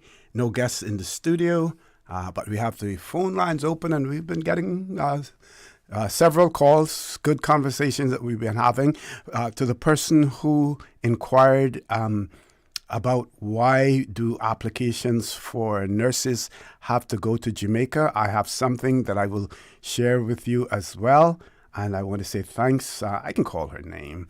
I want to say thanks to Miss Paulette right here at Radio Cayman, Deputy Director, who provided me with information on that. There is something called CAAM-HP. It is the Caribbean Accreditation Authority for Education in Medicine and Other Health Professionals. And I will share that with you before we go off the air because this would be the explanation as to why those applications go to Jamaica. Meanwhile, we have a caller. Let's go to the phone lines. Caller, good afternoon. Welcome to Talk Today. Hello, good afternoon, Mr. Connor. Hey, good afternoon. How are you doing, my friend? Pretty good. And it's open mic, right? Yes. And, well, I just want to make two comments on one of your previous callers a little while back. And obviously, I want to leave a little comment on the status and the residency. So there was a caller that called in earlier. I happened to have been listening at that time, and he was talking about the potential methane gases exploding at the landfill and whatnot. Just obviously for his information so that he can have a better understanding. There are a few methane wells that are currently at the landfill now. Okay. And that is to bleed off the methane, the excess methane. Now, to his point, it's not the solution completely because it still needs a lot more methane wells, which I would imagine they're going to be putting in more. And of course, we've heard also the rumors about, or even the public document that they were going to go do LNG over at the utility company. And in order to formulate LNG, you need 98% or 80% of LNG is methane.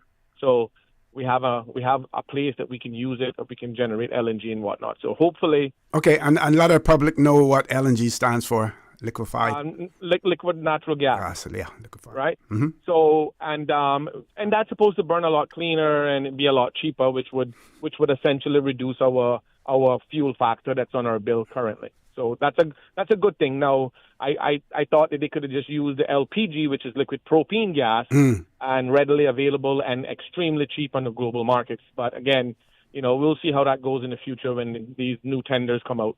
The second thing was I got a question for you, Mr. Connor, because I know you used to be in immigration and whatnot. Mm-hmm. I know of a case of an individual who got deported from Cayman who actually has a mother that is a Caymanian. And they happened to be born in New York and they recently been reinstated. But I was out of curiosity, how is it that we were able to deport that person who has a direct Cayman connection? I don't know. I think whether or not that person acquired their Caymanian status as of right, or if they had to apply for it and maybe they didn't apply for it. I also know of a situation where we deported someone who was in possession of a Cayman Islands passport also because they didn't have Caymanian status. Oh, okay. Yeah. Well, okay, because I always wondered. I didn't ask the person because I knew it's a sensitive topic, and I didn't ask them directly. So I thought I would ask you, and I call it no names. Yeah, no. But yeah, okay. At least that puts a little clarity on it because a lot of people is under this impression that if you have status that you can't ever be deported. Yeah. But if you follow the right avenues the wrong way, you'll end up being deported. I'll tell you that. Or the wrong avenues the wrong way. The other thing I just want to touch on right quickly, which is kind of changing the topic, sure, but is still critically important to our island.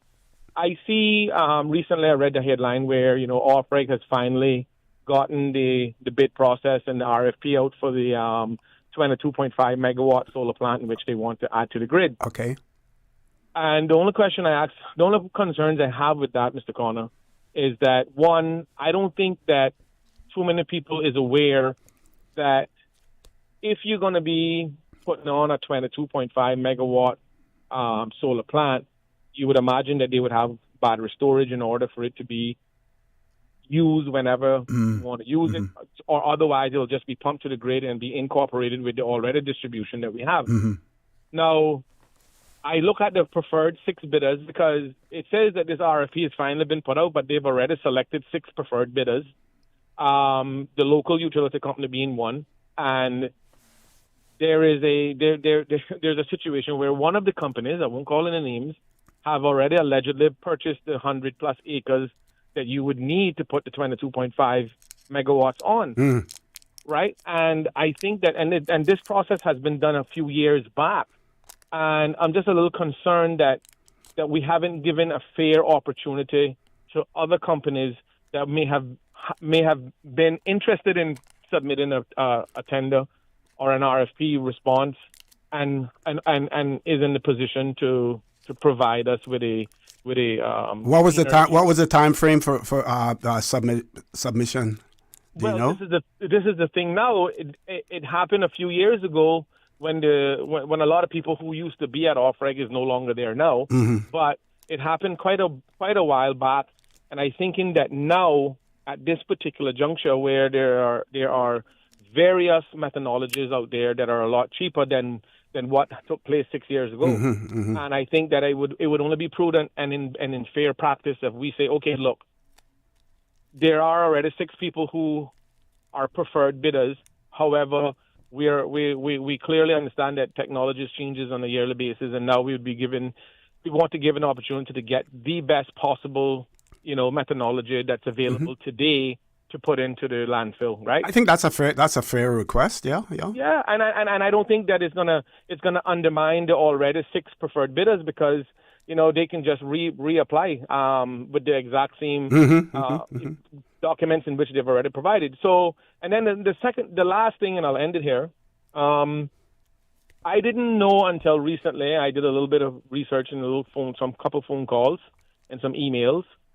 I didn't realize that shipping in the batteries for solar is such a task. There's only one shipping company in Cayman that provides that service, and they provide that service in a way that if they have priority goods such as medicine, food, and whatnot, those batteries takes third place. Mhm. Not only that, they only ship them on top of the ship, so that they're easy to push overboard if the batteries catch a fire. Oh, okay. Which has been a problem throughout the world with these lithium batteries catching fire. And a lot of the shipping companies are not running the risk. In fact, I have found some data that supports that the insurance companies are refusing to insure ships that are carrying certain volumes of batteries. Wow. So it's not even the shipping company's choice anymore. It's the insurance saying, hey, look, if you're sending something that's high risk, or if you're shipping something that you clearly know is high risk, we're not willing to take the chance.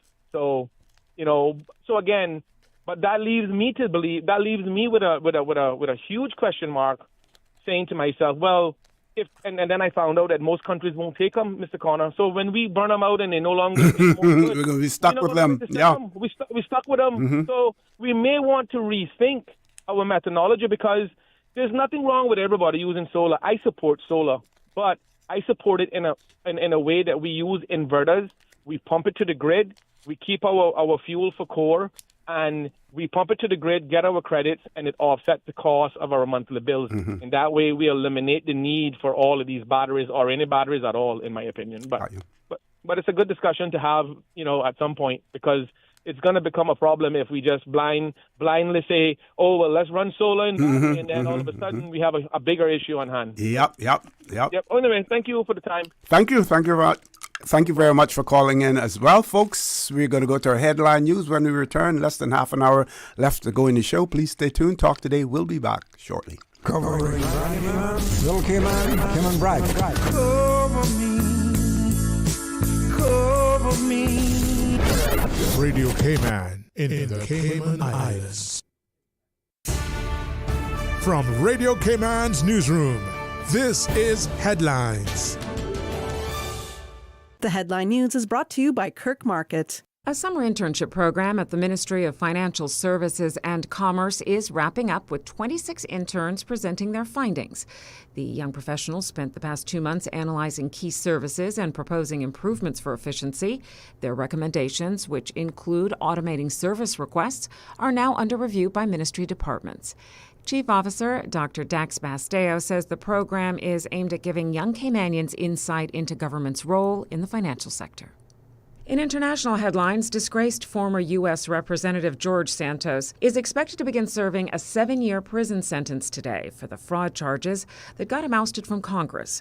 The New York Republican pleaded guilty last summer to federal wire fraud and aggravated identity theft charges for deceiving donors and stealing people's identities in order to fund his congressional campaign.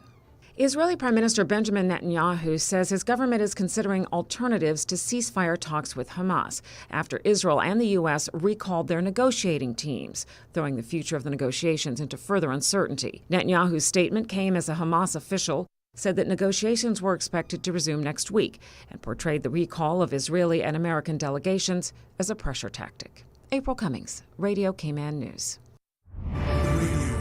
www.radiocayman.gov.ky. Check out our social media pages: Facebook, YouTube, X, formerly Twitter, Radio Cayman Headline News.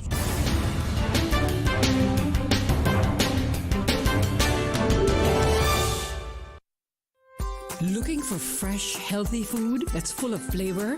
Then you've got to visit Kirk Market. Our dishes are made with fresh, high-quality ingredients. Enjoy vibrant mixed greens or satisfying pasta salads. Or try one of our delicious grill options like blackened chicken, spicy beef steak, or grilled salmon. Looking for something light and flavorful? We've got sushi rolls and poke bowls prepared daily. And don't forget to explore a hot bar or Billy Fresh salad at the salad bar. Stop by Kirk Market today for breakfast, lunch, or dinner and taste the difference. Eat well, live well with Kirk Market.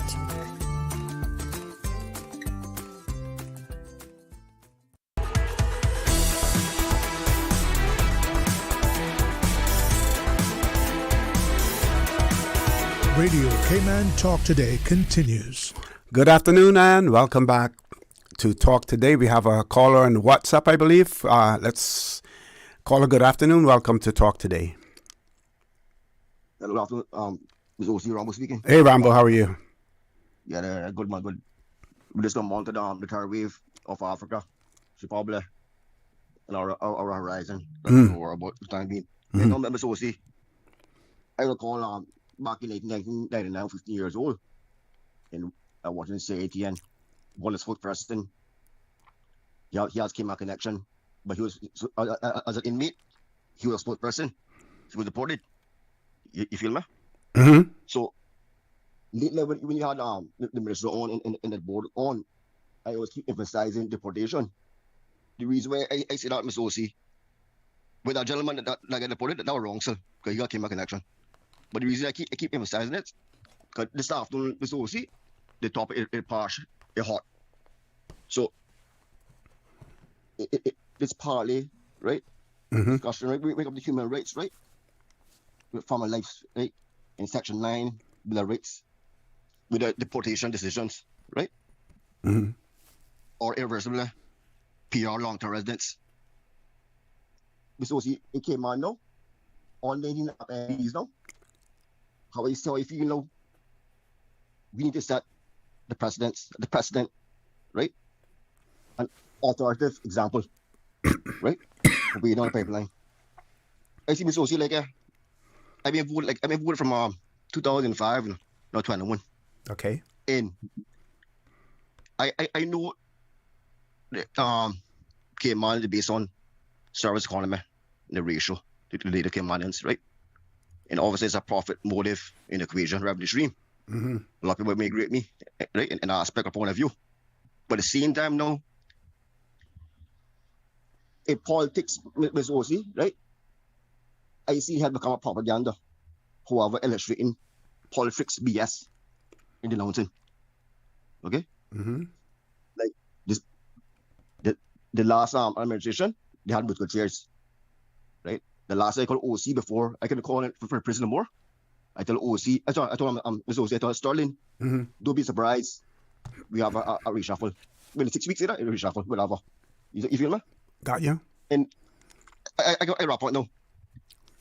The gentleman, the Englishman and his wife, they got, I'm not going to say, they got exonerated, right? A letter sentence. So in months, they're off the island. This is the ones with Like, the smuggling. This is what the smuggling, human trafficking.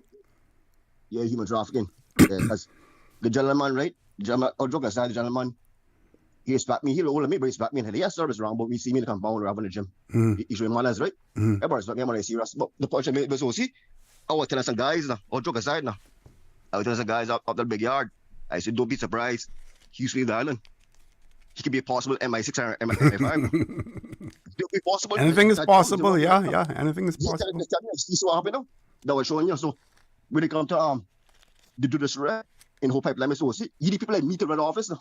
Really truly, even Elvis Brown, Elvis, really truly, they might hear the hard truth, but you need to face reality. Mm. Strong camps, you weed out. Yeah, man. Let me see them put today, man. All right, okay. You take care. Have a good weekend. Stay safe, my friend. Good. Okay. Next caller. Good afternoon. Welcome to Talk Today. Good afternoon to you, Mr. O.C. Good afternoon, sir. Good afternoon. How are you? That's fine, thank you, sir. Can't complain for an old man. Mm-hmm.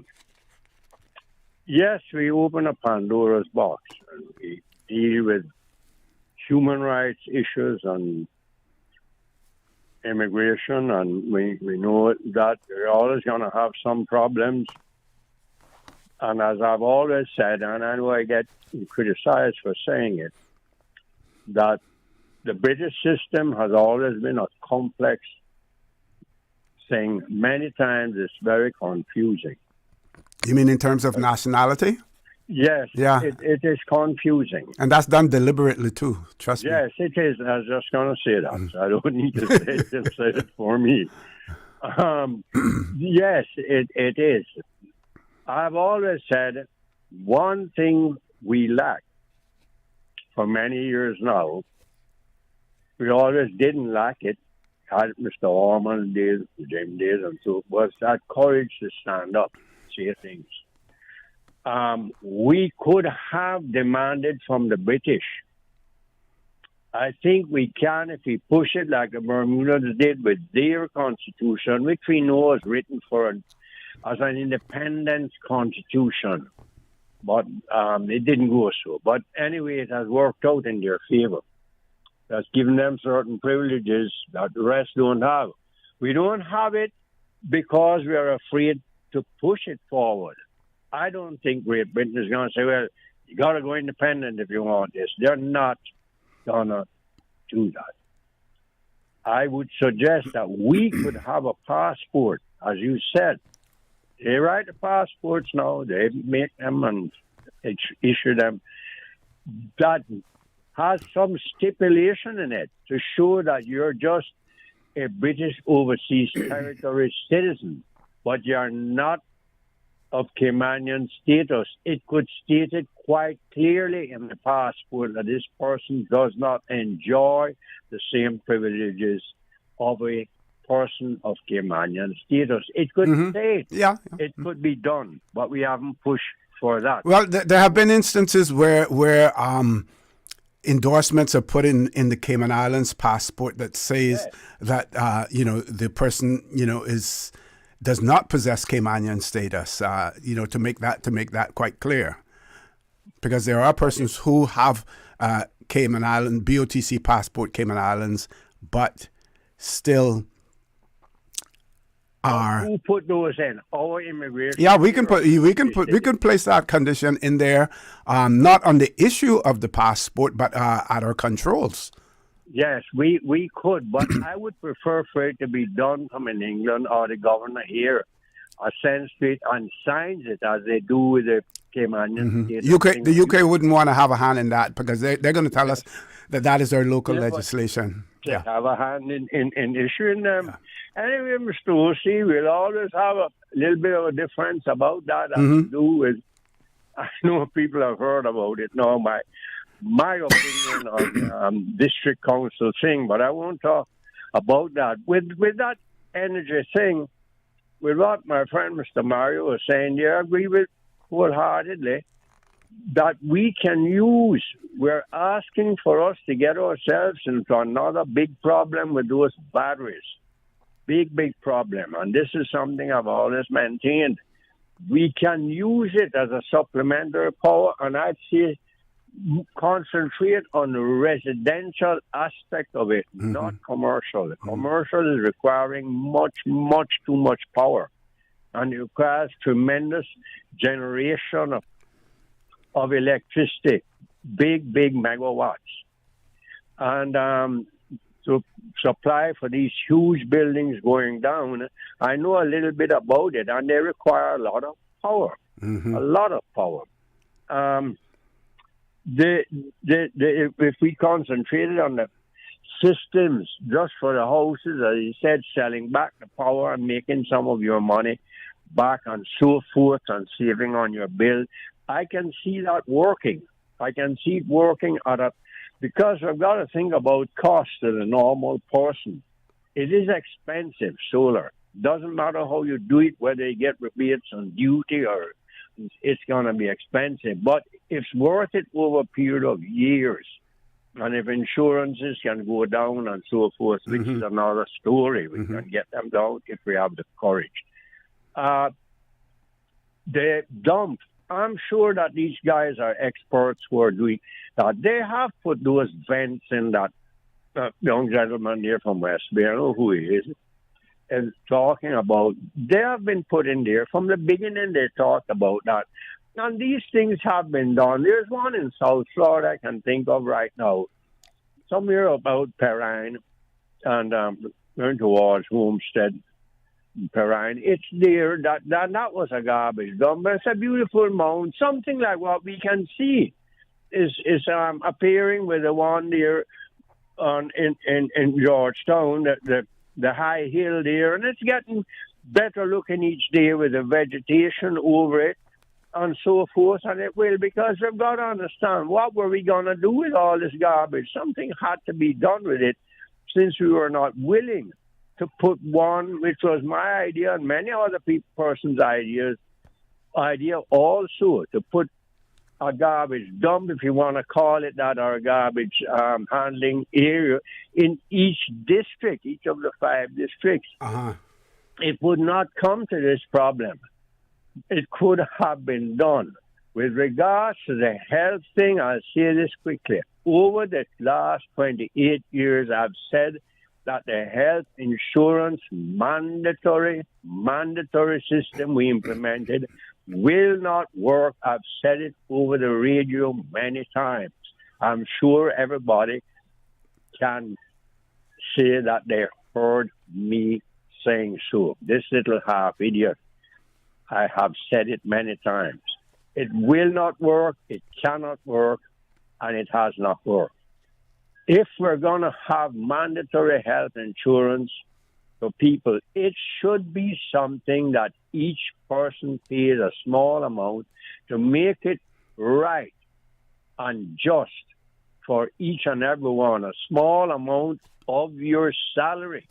It's doing now, but it's going to private companies.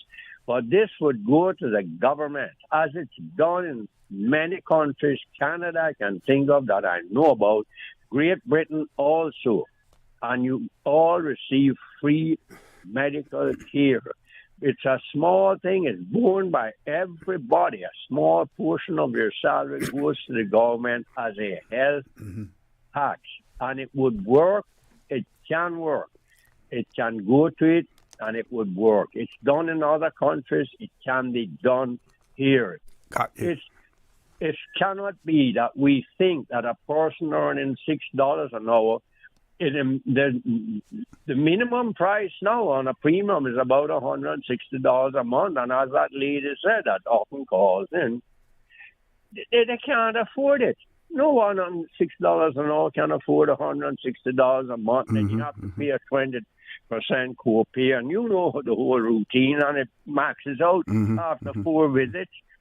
And that's just wrong. It's unconscionable and unjust. It can be done, but again, as I said, it takes that magic word of Mr. Churchill's courage, because only our Parliament or elected representatives can set the laws, and then the judges or lawyers, the Justice Department or legal department has to put it into force and make it a law. I guess they have to do that, Stampede. You know more about that than that. But that is the way I've suggested over many years. Have a wonderful day. Thank you very much, caller. You do the same as well. Have a good weekend. Last commercial break. When we return, because I have a few WhatsApp messages to respond to, and I wanted to, the lady that called, she was the first caller this afternoon, and she made an inquiry, and I want to give her the information that I have been able to garner with the help of Miss Paulette Connolly Bailey, right here at Radio Cayman. Please stay tuned. Talk today. We'll be back shortly. This summer, choose from 10 international destinations for your vacation with Cayman Airways. Explore New York, discover Denver, roam Los Angeles, play in Tampa, shop in Miami, tour Panama, uncover Havana, hike in La Ceiba, jam in Kingston, or relax in Montego Bay. Connecting flights are also available from the sister islands. Cayman Airways offers more international non-stop flights to and from the Cayman Islands than any other airline, and the lowest rates for checked bags. Book today at CaymanAirways.com, download our new mobile app, or call Cayman Airways reservations on 949-2311. Come fly with us and relax with your uniquely Caymanian airline. Hungry?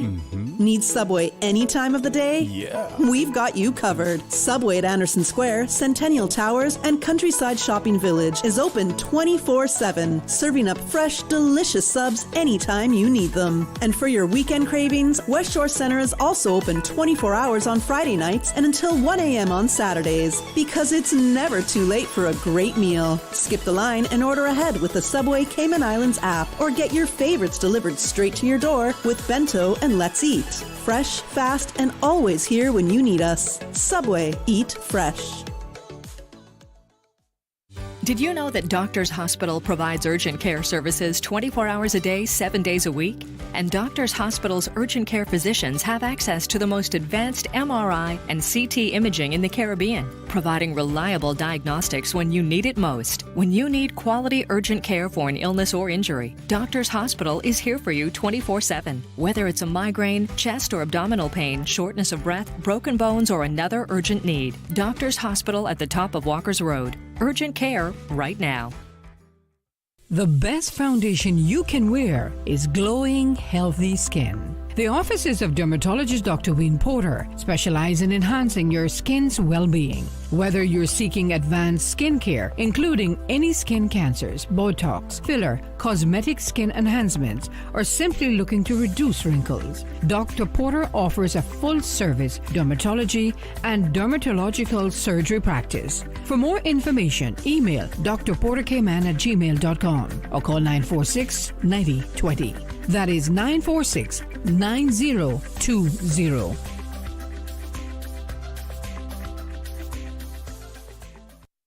Stay cyber secure with Cayman National.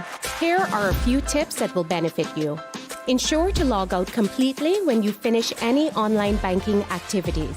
Be aware of phishing attempts and only click links from trusted sources that are sent from your device through emails and messages. Remember, Cayman National will never ask you for your credentials. If you suspect a fraud attempt or that your account has been compromised, please immediately contact our customer support team at 949-8300. Radio Cayman's Talk Today.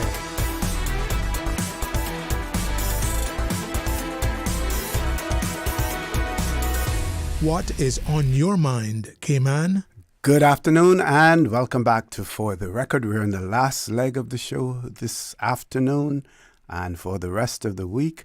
So, the person who inquired about the applications, or I would imagine in the case, it's probably the credentials of the person who is seeking to work at the Health Services Authority going to Jamaica for their credentials to be examined and then for a decision to be made that those credentials then align with our requirements here in the Cayman Islands. So there is an entity called the Caribbean Accreditation Authority for Education in Medicine and Other Health Professions. It is the legally constituted body established in 2003 under the aegis of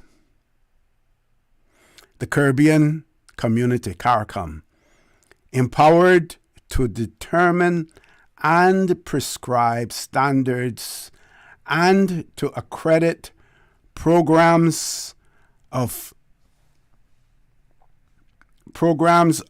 medical, dental, veterinary, and other health professionals' education on behalf of the contracting parties in CARICOM. This CAAM/HP will serve as the means of providing the assurance of quality that generates confidence in the principal stakeholders, students, and the public. So this is established under the aegis of Caribbean Community, CARICOM. Cayman Islands, we are not a full member of CARICOM.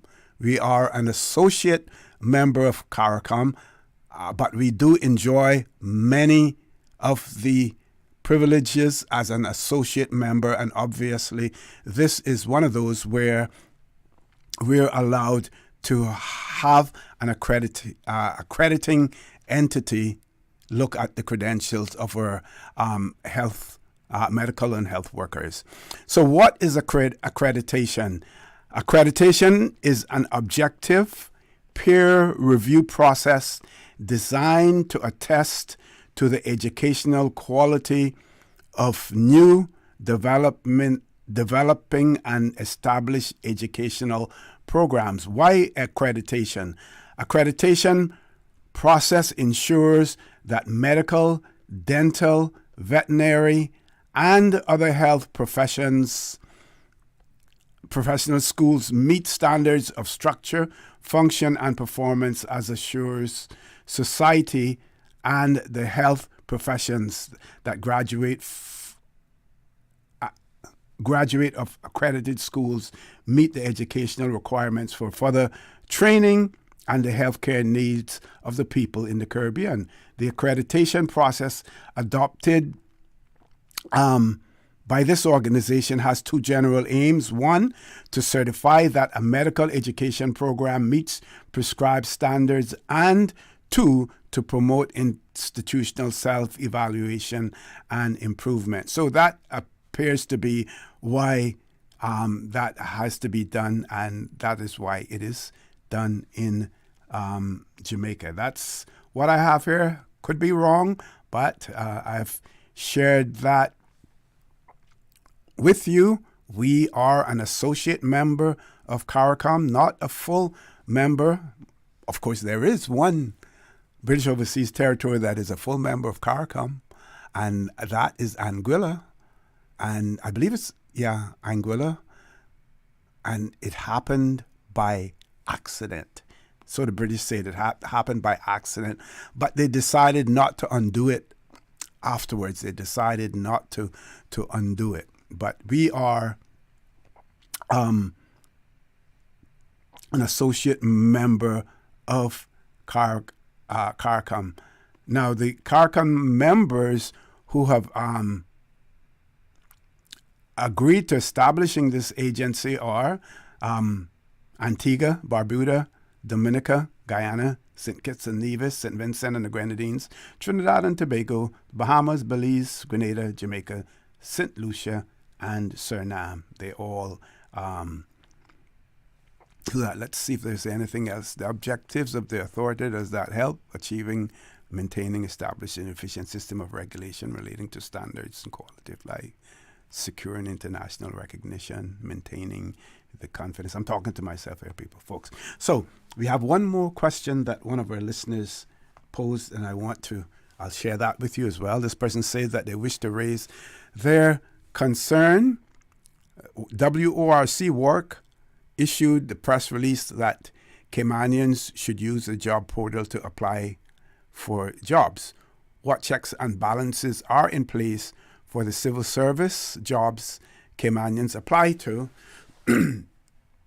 as these jobs indeed are given to many foreigners over Caymanians? Work should put a system to check government applicants also, and they wanted to know my thoughts on that. Well, work only deals with work permit applications.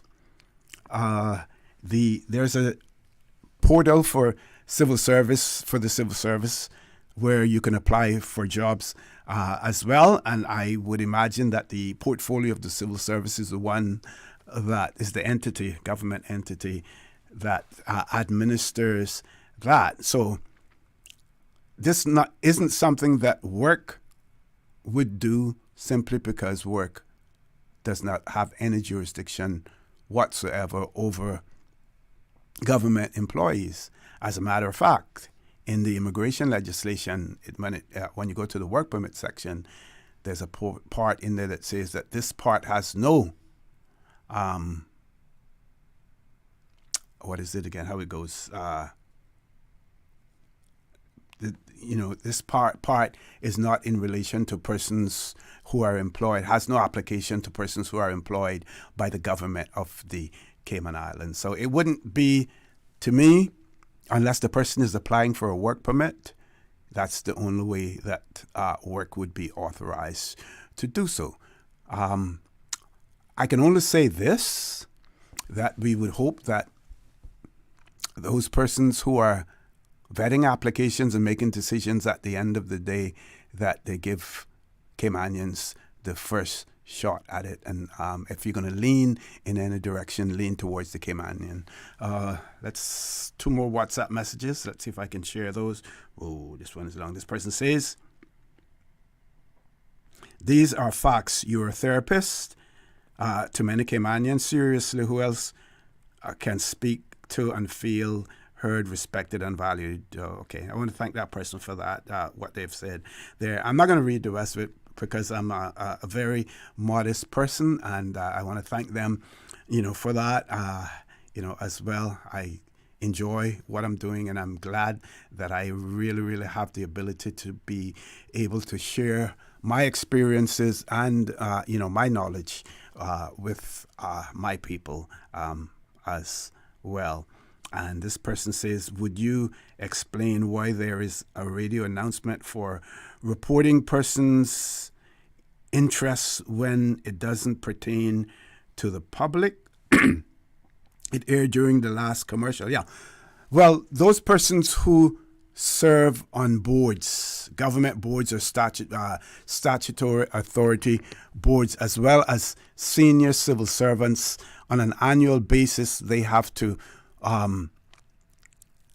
submit a register of interest so that they reveal what interests they may have to ensure that there's no conflict in terms of what that person is doing and the interests that they may have in a particular entity or in a particular topic as well. Similar to if you are on a board. Well, if you're on a board and you're dealing with an issue that's someone that you have either a pecuniary interest, you have a financial interest with that person, or otherwise, you would say to the person sharing the meeting, I have a business relationship or whatever with this particular company. I have to recuse myself because, I'm conflicted in making the decision. So it is to ensure that senior civil servants and those who serve on public bodies, like, for instance, the Work Permit Board, the Status and Permanent Residency Board, the Business Staffing Plan Board, Appeals Tribunals, Cayman Airways, the Board of Cayman Airways, Monetary Authority Board, all of those, you have to make that declaration, and it has to be done on an annual basis as well. To achieve transparency, because at the end of the day, you have made that declaration there, and if there's any conflict, any questions that arise later on, then the authorities can go back to that register of interest and see exactly what it is that you said. So that's why it's important to ensure that you complete that, accurately as well. Folks, with that, I want to thank everyone who chose to call in this afternoon, those who sent WhatsApp messages as well. For those of you who know me and know that I had an old Galaxy, what version that was, Paul? 1950s version of the Galaxy. I have a new phone now, and but I had it for a while. It was bought for me for Christmas, and of course, Grace bought it for me, and I never used it. Yesterday, I dropped my phone again. It had so many cracks in it. I guess that was the last crack, and as a result of that, I had no phone, and oh, did I feel lost. I had to right away, go and start sending emails on my iPad to let people know, if you're going to send me a message, send it this way, send it that way. All of that has been resolved now, and with the expertise of Miss Norma here and computer services, everything is good to go. The only thing now, I may have lost some of my data, and I need to see if I can find those especially treasured photographs as well. So thank all of you. Have a great weekend. Remember that we are our brothers and our sisters keepers. There is always someone out there who's less fortunate than we are. We should extend a helping hand to them. If we can't do that, then I suggest you donate to a worthy charity, because we always want to consider those who need, not necessarily those who want or even those who crave. So have a great day. Enjoy the rest of the weekend. And I welcome you to join me on Monday morning on For the Record. And as usual, we ask the good Lord to continue to bless these three beautiful, wonderful Cayman Islands. Talk Today is brought to you by Subway, open 24 hours in Countryside, Anderson Square in Georgetown, and Centennial Towers in West Bay. And by the Ministry of District Administration. Explore your history, explore your land, explore your sister islands. And Cayman Airways. Call them on 949-2311 to book your nonstop flights to Los Angeles and Panama. And Doctors Hospital. Peace of mind is important when life happens. Doctors Hospital, always there for you. Call 949-6066.